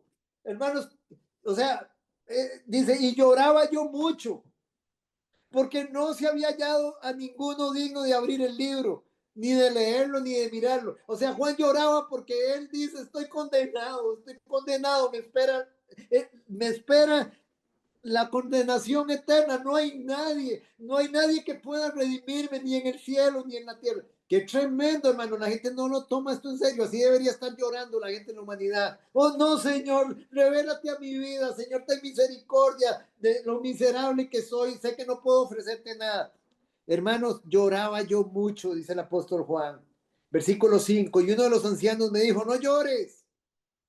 He aquí que el león de la tribu de Judá, la raíz de David. ¿De quién están hablando? De nuestro Señor y Salvador Jesucristo. Ha vencido para abrir el libro y desatar sus 7 sellos. No hay otra opción, solo podemos ir al cielo, a la vida eterna a través de Él. Únicamente, hermanos. Solo Jesús es digno de abrir el sello. Él venció, y la victoria se refiere a su muerte y a su resurrección. Él es el único justo. Él abrió el cielo para nosotros. Cristo derrotó la muerte, derrotó el pecado, derrotó el diablo. Su rotunda victoria le da derecho, hermanos, de ser el juez absoluto del mundo. Al mismo tiempo, hermanos, su victoria removió todas las barreras, hermanos, porque ahora fluye la gracia de Dios. ¿Para quiénes? Para nosotros, para los ex convictos, para los ex reos. Hermanos, el Señor convirtió en un montón, digamos, a un montón de criminales en sus hijos, porque eso era lo que éramos nosotros. Todos aquellos que han recibido a Cristo como Señor y Salvador y están viviendo sus vidas rendidos a Él, y hermanos, éramos criminales, y Él nos convirtió por la sangre de su precioso Hijo y por su obra en sus hijos. Hermanos, por eso yo le digo: ¿cómo no adorar a Dios? ¿Cómo no reverenciarlo, hermanos? Este es el punto. Esto es el regalo de Dios, hermanos, para su iglesia, para sus hijos. ¿Alguna duda con esto hasta el momento? Vean ustedes ahora, continuemos. La semana pasada, digamos, decíamos que íbamos a enumerar, digamos, hacer una lista con los juicios más relevantes y su probable secuencia cronológica. Entonces estábamos hablando de los juicios que ya han ocurrido, y hablábamos del juicio de Adán y Eva. Ese fue el primer juicio. ¿Cómo ven? Digamos, hermanos, vean ustedes. No, Dios es un Dios de amor, Él no va a juzgar a nadie, no, Él es un Dios de amor. Hermanos, ¿cómo dice eso la gente? Hermanos, si ustedes lo que ven desde el jardín del Edén, ustedes ven a Dios haciendo un juicio, enjuiciando a Adán y a Eva, porque transgredieron su mandato. Ese es el primer juicio de Dios, en Génesis capítulo 3, donde Dios desterró a la primera pareja del jardín del Edén por haber violado su claro mandato de no comer del fruto del árbol, de la ciencia del bien y del mal. Ahí se empieza a revelar Dios como juez. Vimos, hermanos, también la semana pasada, que este juicio afectó a toda la creación. La creación quedó afectada, la tierra quedó toda completamente bajo maldición. También mencionamos la semana pasada un segundo juicio. Después, ¿cuál fue el segundo juicio después del de Adán y Eva? Seguidamente, el juicio del diluvio universal. Génesis capítulo 7 en adelante, el versículo 17 en adelante. Dios envió un diluvio mundial, universal, como juicio por el pecado de la humanidad en la época de Noé. Ahora, ¿por qué lo mandó Dios? Hermanos, porque la humanidad estaba viviendo como está viviendo ahora. Exactamente por eso, nada diferente. Vean ustedes, vamos un momentito a Génesis, capítulo 6, versículo 3. Génesis 6, 3. Génesis 6, 3, don Edwin.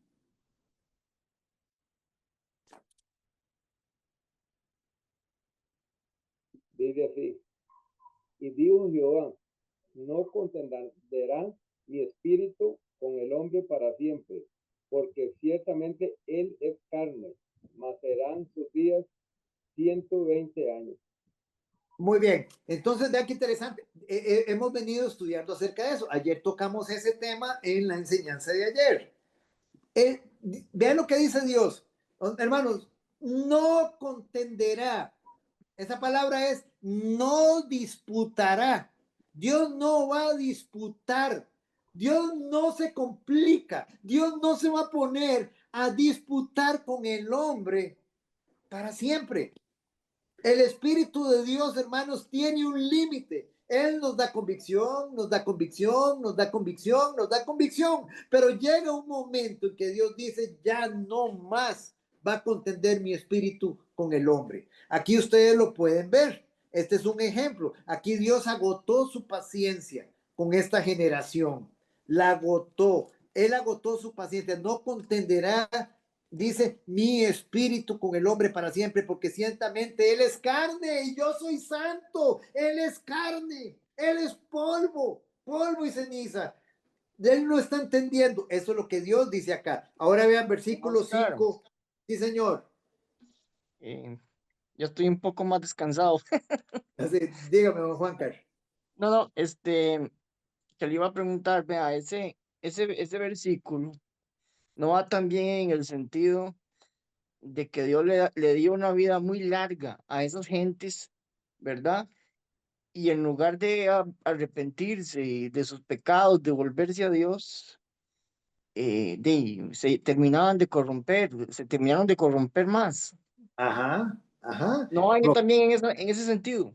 Sí, correcto, todo eso está bien. Recuérdese que esas civilizaciones vivieron muchos años. Y en este caso el Señor le está diciendo, le voy a dar 120 años más. Y se acabó. Sí, es correcto. Ajá, Ok, ajá. pero ¿cuál es el motivo? Y antes de seguir, sin irnos de aquí, por favor, sin irnos de aquí, yo quiero que alguien me lea Romanos capítulo 2, versículo 4. Vamos a ver, Romanos 2. Vamos a ver Romanos 2 y vean cuál es el propósito por el cual Dios espera. Quiero que me lo lea, don Edwin. Romanos 2:4. 2:4 y 5.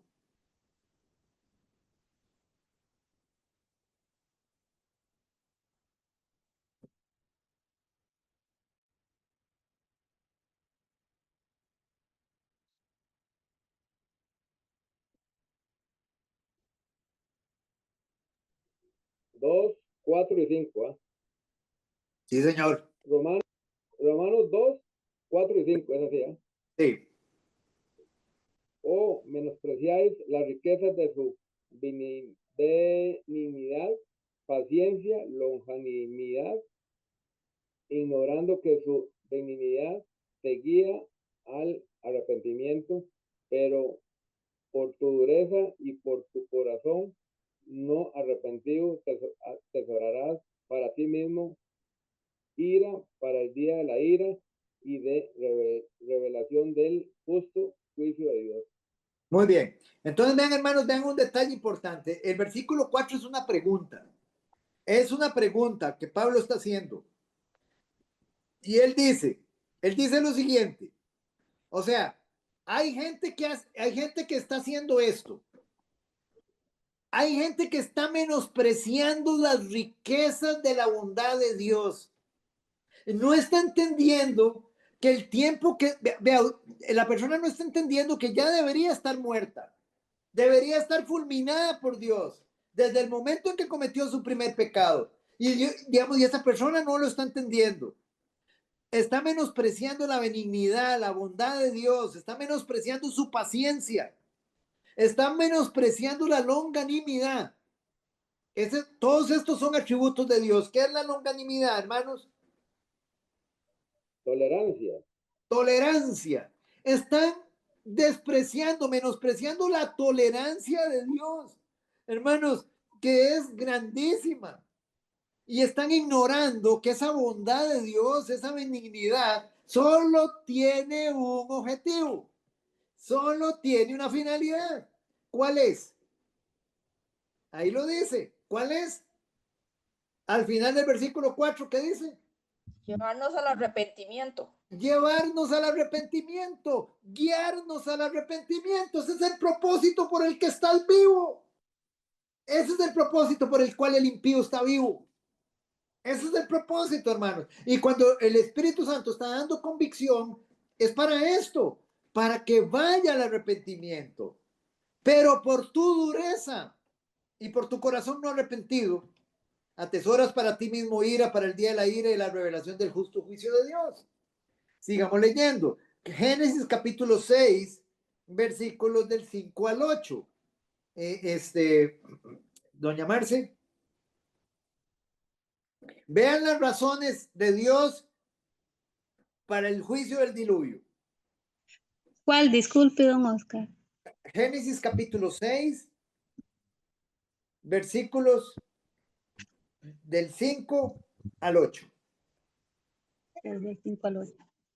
Dice, y vio Jehová que la maldad de los hombres era mucha en la tierra y que todo designio de los pensamientos del corazón de ellos era de continuo solamente el mal. Y se arrepintió Jehová de haber hecho hombre en la tierra y le dolió en su corazón. Y dijo Jehová, raeré de sobre la faz de la tierra a los hombres que he creado desde el hombre hasta la bestia y hasta el reptil y las aves del cielo, pues me arrepiento de haberlos hecho. Ajá. Pero Noé halló gracia ante los ojos de Jehová. Muy bien. Entonces, vean, hermanos, esta es la razón. Un Dios de juicio. ¿Qué es lo que tiene al Señor? ¿Qué es lo que tiene al Señor aquí, digámoslo así, dolido? Dolido. Dice, y vio Jehová. Él ve todo, hermanos. Vean, analicen las palabras. Y vio Jehová. ¿Ustedes creen que Dios no está viendo nuestras vidas? ¿No está viendo cómo estamos viviendo? ¿Cómo está viviendo este mundo? Y vio Jehová que la maldad de los hombres era mucha en la tierra y que todos los designios de los pensamientos del hombre era de continuo solamente al mal. y se arrepintió. Y aquí es muy importante, hermanos, ¿qué significa arrepentirse? Ok, dice cambiar de mente. Ahora, muy bien, digamos, pero aquí hay algo importante. Digamos, ¿se puede arrepentir Dios? Dios, es posible No, que Dios se no, eso aplica para nosotros. Eso. Estamos hablando que aquí lo que hay, hermanos, es Dios. un... Como que cambió de opinión, ¿no? Exacto. Pero aquí lo que hay es un antropomorfismo. Es Ok. Dios tomando, digámoslo así, cualidades humanas para que nosotros podamos entenderlo.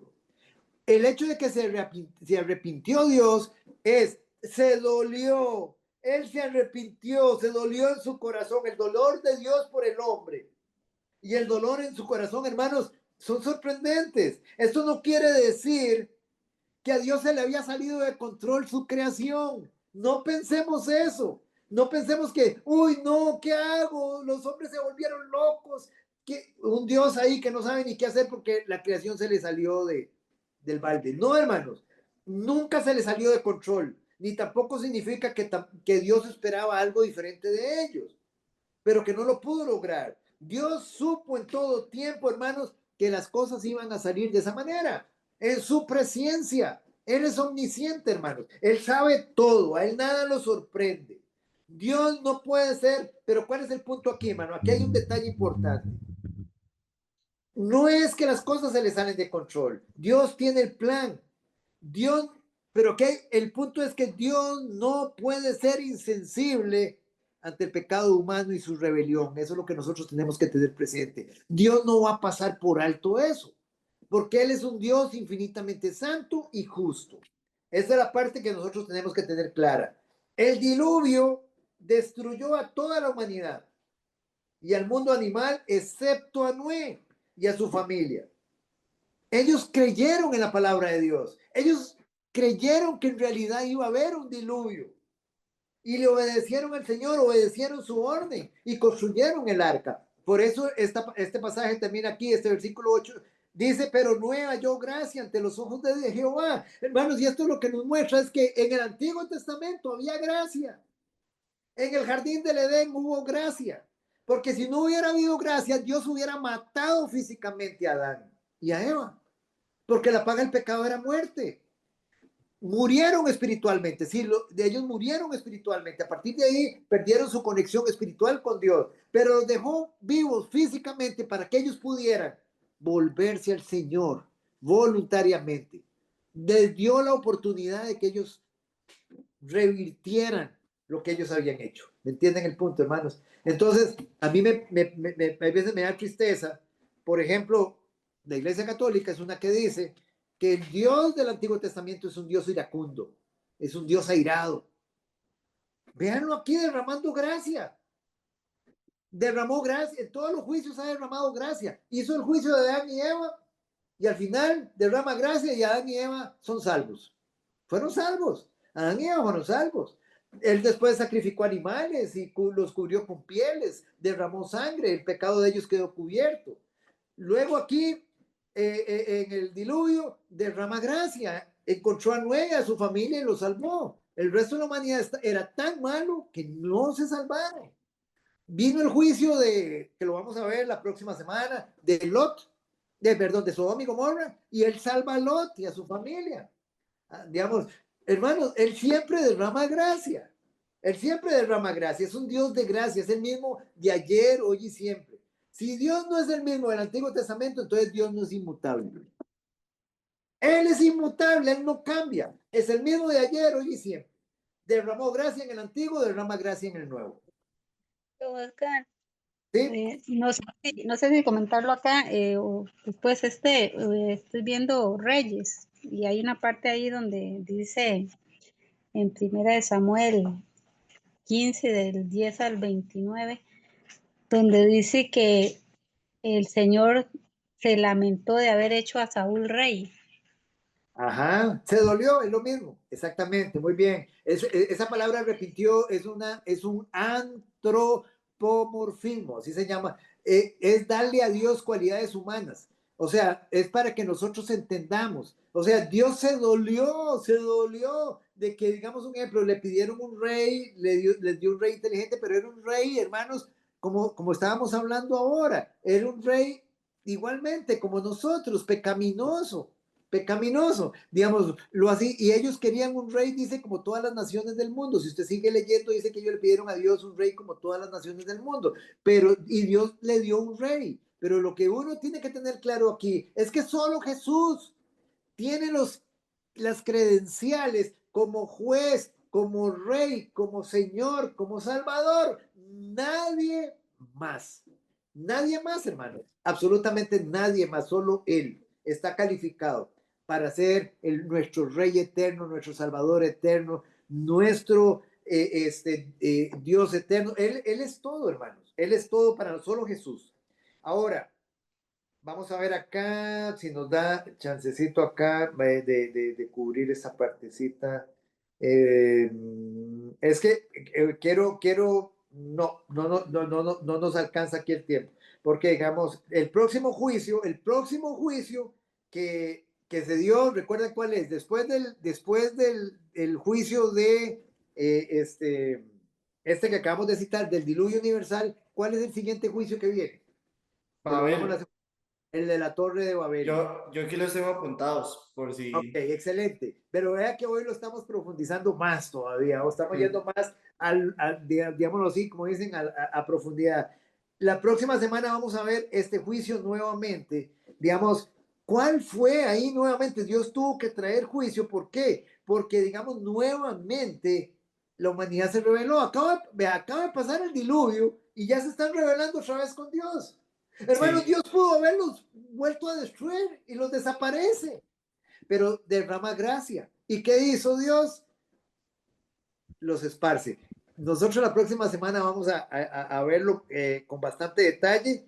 Igualmente, digamos, la próxima semana vamos a ver los juicios de Egipto. O sea, cuando Dios dice que Él llevó juicio a Egipto y a los dioses, ¿a qué se están refiriendo con los dioses? O sea, ¿de qué forma Dios le llevó juicio a los dioses? ¿Por qué le llevó juicio a los dioses? O sea, ¿a qué se está refiriendo con todo eso? Entonces, no sé si a ustedes, hermanitos, les queda alguna consulta con respecto a lo de hoy, como para utilizar este tiempito, como alguna dudita. Sí, Arturo.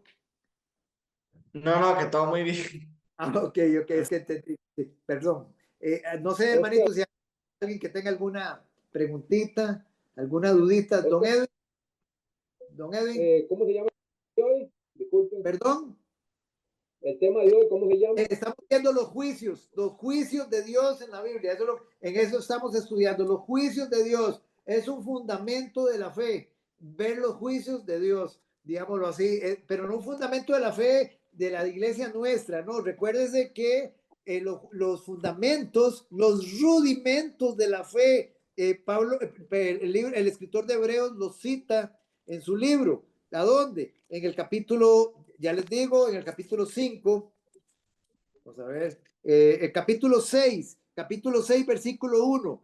Por tanto, dejando ya los rudimentos, dice el escritor de Hebreos, una vez que nosotros veamos esto, hermanos, ya es algo para que ustedes, digamos, ya es un fundamento, es un cimiento que Dios ha puesto en sus vidas. Dice, por tanto, dejando ya los fundamentos de la doctrina de Cristo, vamos adelante a la perfección. Dice, no echando otra vez el fundamento del arrepentimiento de obras muertas, de la fe en Dios, de la doctrina de bautismos, de la imposición de manos, de la resurrección de los muertos y del juicio eterno. Nosotros estamos viendo ahora acerca de los juicios. Hemos visto acerca de los bautismos, hemos visto acerca del arrepentimiento, hemos visto acerca de la fe, hemos visto acerca de la muerte del Señor, hemos visto acerca nos queda pendiente todavía por ver acerca de la doctrina de la imposición de manos y estamos ahorita con los juicios. Entonces, estamos viendo acerca de los juicios de Dios en las Sagradas Escrituras. Él es un juez y el Señor va a actuar y va a volver a actuar en su segunda venida. Ahora, digamos, por ejemplo, y Él sigue actuando, lo vamos a ver que el Señor ahorita en nuestras vidas, Él está actuando con juicios, digámoslo así, la gente no lo nota. Digamos, usted dice, bueno, pero para un creyente en este momento, Dios puede traernos juicio ahorita como creyentes. Lo está haciendo. Como el mismo Pablo lo dice, cuando dice, hay muchos que están enfermos, debilitados, y muchos ya duermen porque toman la cena indignamente. Juicios de Dios. Digamos, por ejemplo, entonces, digamos, lo que no hay es un juicio de pérdida de salvación para un creyente, pero hay juicios terrenales para el Señor moldearnos, disciplinarnos conforme a su voluntad. Entonces, Él es un Señor, Él es un Dios, es un juez. El Señor más, digamos, sigue operando. Durante el tiempo de la tribulación, juicios. En su segunda venida, juicios. El juicio de las naciones. Entramos al milenio y seguidamente se acaba el milenio y ¿qué viene? El juicio del trono blanco. Mientras la iglesia está en el cielo, el juicio del tribunal de Cristo. O sea, por eso yo les digo, hermanos, ¿cómo las personas no entienden que Él es un Dios infinitamente justo que no va a pasar por inocente al culpable? Él no pasa por inocente al culpable. El Señor, sí, Señor. Don Oscar, es que ahora que usted menciona ahora que los que piensan que el Antiguo Testamento es un Dios iracundo, pero Ajá. si vemos que siempre de un juicio venía la gracia, la misericordia, porque de alguna manera el Señor lo que hace es limpiar la maldad, lo malo, lo sucio para restaurar y traer lo bueno. Lo que pasa es que somos una humanidad tan terca que es como, bueno, yo no soy mamá, pero veo a mis hermanas que cuando tienen un chiquito, una niña, lo que sea, le dan una nalgadita y le dicen, no lo haga más. Pero Así es, sabemos que ese niño lo va a volver a hacer y necesita otra llamada de atención. Claro, así es. vamos a llegar a un juicio final, que ya dice, ya, pare, la verdad va a decir el Señor, ya, bastante, bastante. Pero Sí, ese Dios iracundo no era iracundo, era misericordioso. Nos estaba sí, limpiando de la desobediencia, nos estaba limpiando de la rebeldía y nos estaba tratando de alguna forma de guiar al camino. Lo que pasa es totalmente, totalmente, Chari. O sea, vamos a poner un caso. La ira de Dios es un atributo de Dios. Es un atributo. Es un atributo como el amor. Es un atributo como la misericordia. La ira de Dios, Él es fuego consumidor. Pero Él es un Dios de gracia también. Él es un Dios de gracia. Pero lo interesante de esto es que antes de la ira siempre está la gracia. Y después de la ira también está la gracia. Entonces, cuando nosotros veamos y entremos a ver los juicios de Egipto, ustedes se van a dar cuenta, mire, uno hasta que siente aquí, o sea, estamos hablando porque estamos viéndolo en el Antiguo Testamento, ya nosotros en el Nuevo hemos venido viendo a Dios, a Jesús derramando su gracia con los del Sanedrín, o sea, digamos una y otra vez, pero por ejemplo, en el Antiguo Testamento, el Señor derramando gracia sobre el faraón y le dice, vea, a través de Moisés, yo voy a traer juicio de granizo. Meta su ganado, enciérrelo, apártelo, guárdelo, porque si no lo hace va a morir. Él le avisa, hermanos, eso es gracia. Y le está avisando que va a haber un juicio de granizo y que va a haber, digámoslo así, todos los animales y pastores y todo que van a estar afuera van a morir. Y se lo está avisando. Recójanlo. Hermanos, esa es la gracia de Dios, por eso yo le digo, y sobre un hombre tan impío como era ese faraón de Egipto. ¿Me entienden el punto, hermanos? Entonces, Él es un Dios precioso, es un Dios maravilloso que solo... Es lo mismo como en el arca de Noé. Primero Él les avisó que iba a haber un diluvio, que se arrepintieran, que ya y que esto. Y yo pienso que todavía el tiempo que se duró en hacer el arca y en meter a los animales, todavía era un tiempo de gracia. Vea, Ajá, arrepiéntase. Entonces, ajá, así es. Y mire que todavía se mantiene. El Señor nos está advirtiendo.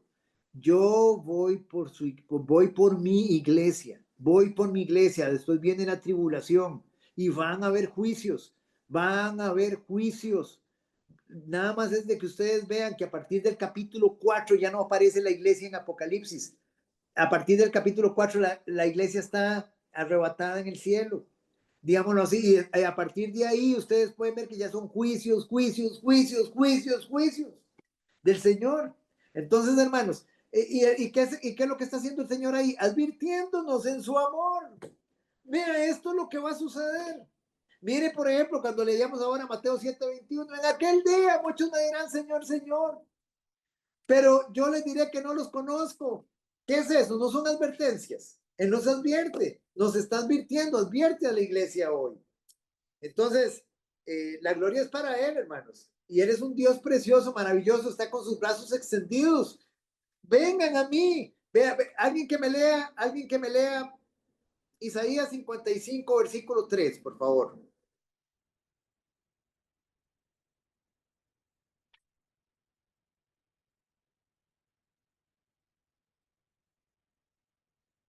El que lo tenga lo puede leer. Isaías, ¿qué, don Oscar? 55:3. Yo aquí lo tengo. Ok, léalo, por favor, Arturo. Inclinad vuestro oído y venid a mí, oíd y vivirá vuestra alma, y haré con vosotros pacto eterno, las misericordias firmes a David. Vea qué lindo, vea. Inclinen, dice el Señor, inclinen su oído. Hermano, no es lo mismo, vea, no es lo mismo. Dios nos ha dado oídos, pero no siempre escuchamos. Nos da oídos. Hay mucha gente que llega a la iglesia y llega con las orejitas perfectas. No son sordos, pero no oyen la palabra de Dios. Dice, inclinen vuestro oído. Y ve lo que dice después. Y venid a mí, vengan a mí. Y yo les digo, ¿dónde está la elección? Ahí, hermanos, vengan a mí. ¿Dónde está el libre albedrío? ¿Dónde está el libre albedrío que dicen que nosotros no tenemos? Mire, vengan a mí. Entonces Dios echándose una risa. Mira, no es, ahí está Arturo y no puede venir. Le digo que venga, pero no puede porque el libre albedrío está completamente corrompido. No lo deja venir a mí. Mire, vengan a mí. Vengan a mí. Y dice, oíd, oíd. ¿Oíd qué? La palabra. Y vivirá vuestra alma. Escuchen la palabra y vivirá vuestra alma. Y haré con vosotros pacto eterno. Las misericordias firmes a David. Venga, hermanos, es lo mismo. Como una persona que no escucha la palabra de Dios. O sea, recuérdese, la escuchamos, la procesamos, la entendemos, la creemos y la ponemos por obra. Yo no me complico, aunque no la entienda, yo la hago. Yo la hago aunque no la entienda. El Señor después se va a encargar de ver cómo me la hace entender. Es hacerla. El Señor nos manda a obedecer su palabra. Si yo no la obedezco, hermano, o la obedezco a medias, es desobediencia completa. Ya lo hemos hablado. Entonces, y montones de pasajes. No quieren venir a mí para que yo les dé vida. Juan 5:40. No quieren venir. Venid a mí, todos aquellos que están trabajados y cargados, y yo os haré descansar, vengan. Él nos invita, y si nos invita es porque podemos ir. Todo aquel que tenga sed, venga a mí y beba. Invita el Señor, dicen, vengan, vengan, vengan a mí. Hermanos, ¿quién es el que no quiere ir? Nosotros. Y no quisieron, y no quisieron. Siempre es el mismo, no quisieron. Es el hombre el que no quiere. Y no quisieron venir a mí para que yo les dé vida. Vamos a orar y agradecer al Señor por lo bueno que es, por todo ese derramamiento de gracia. Hermanos, ténganlo presente. Oh Dios, hermanos, Dios derrama en abundancia su gracia. Estemos agradecidos con Él, hermanos, y pongámosla por obra en el nombre de Jesús. Pongamos por obra esa gracia. Padre, en el nombre que es, por sobre todo nombre, en esta noche queremos darte las gracias, Señor, oh Dios, por todo lo que tú nos revelas a través de tu preciosa palabra, Señor. Es más valiosa que el oro y la plata, Señor. Gracias, Señor, amado Señor, por todo lo que tú nos muestras, por tu amor, por tu bondad, por tu misericordia, Señor. Te pedimos, Señor, que en el poder de tu precioso y santo Espíritu nos ayudes a retenerla, a ponerla por obra, Señor, a transmitirla, Señor. Ayúdanos, Señor, en el poder de tu Santo Espíritu, Señor, a llevar tu mensaje, Señor. A aquellos que no conocen, Señor, a obedecer tu mandato, Señor. en el nombre que es por sobre todo nombre, Señor. Gracias te damos, amado Señor, y te pido por cada uno de mis hermanos en esta noche, cuídalos, guárdalos, bendícelos, Señor. Llénalos de tu poder, de tu Santo Espíritu, Señor. Acampa ángeles alrededor de ellos, guarda sus entradas y sus salidas desde ahora y para siempre, Señor. Gracias una vez más por lo maravilloso que eres. En el nombre que es por sobre todo nombre oramos. Amén y amén.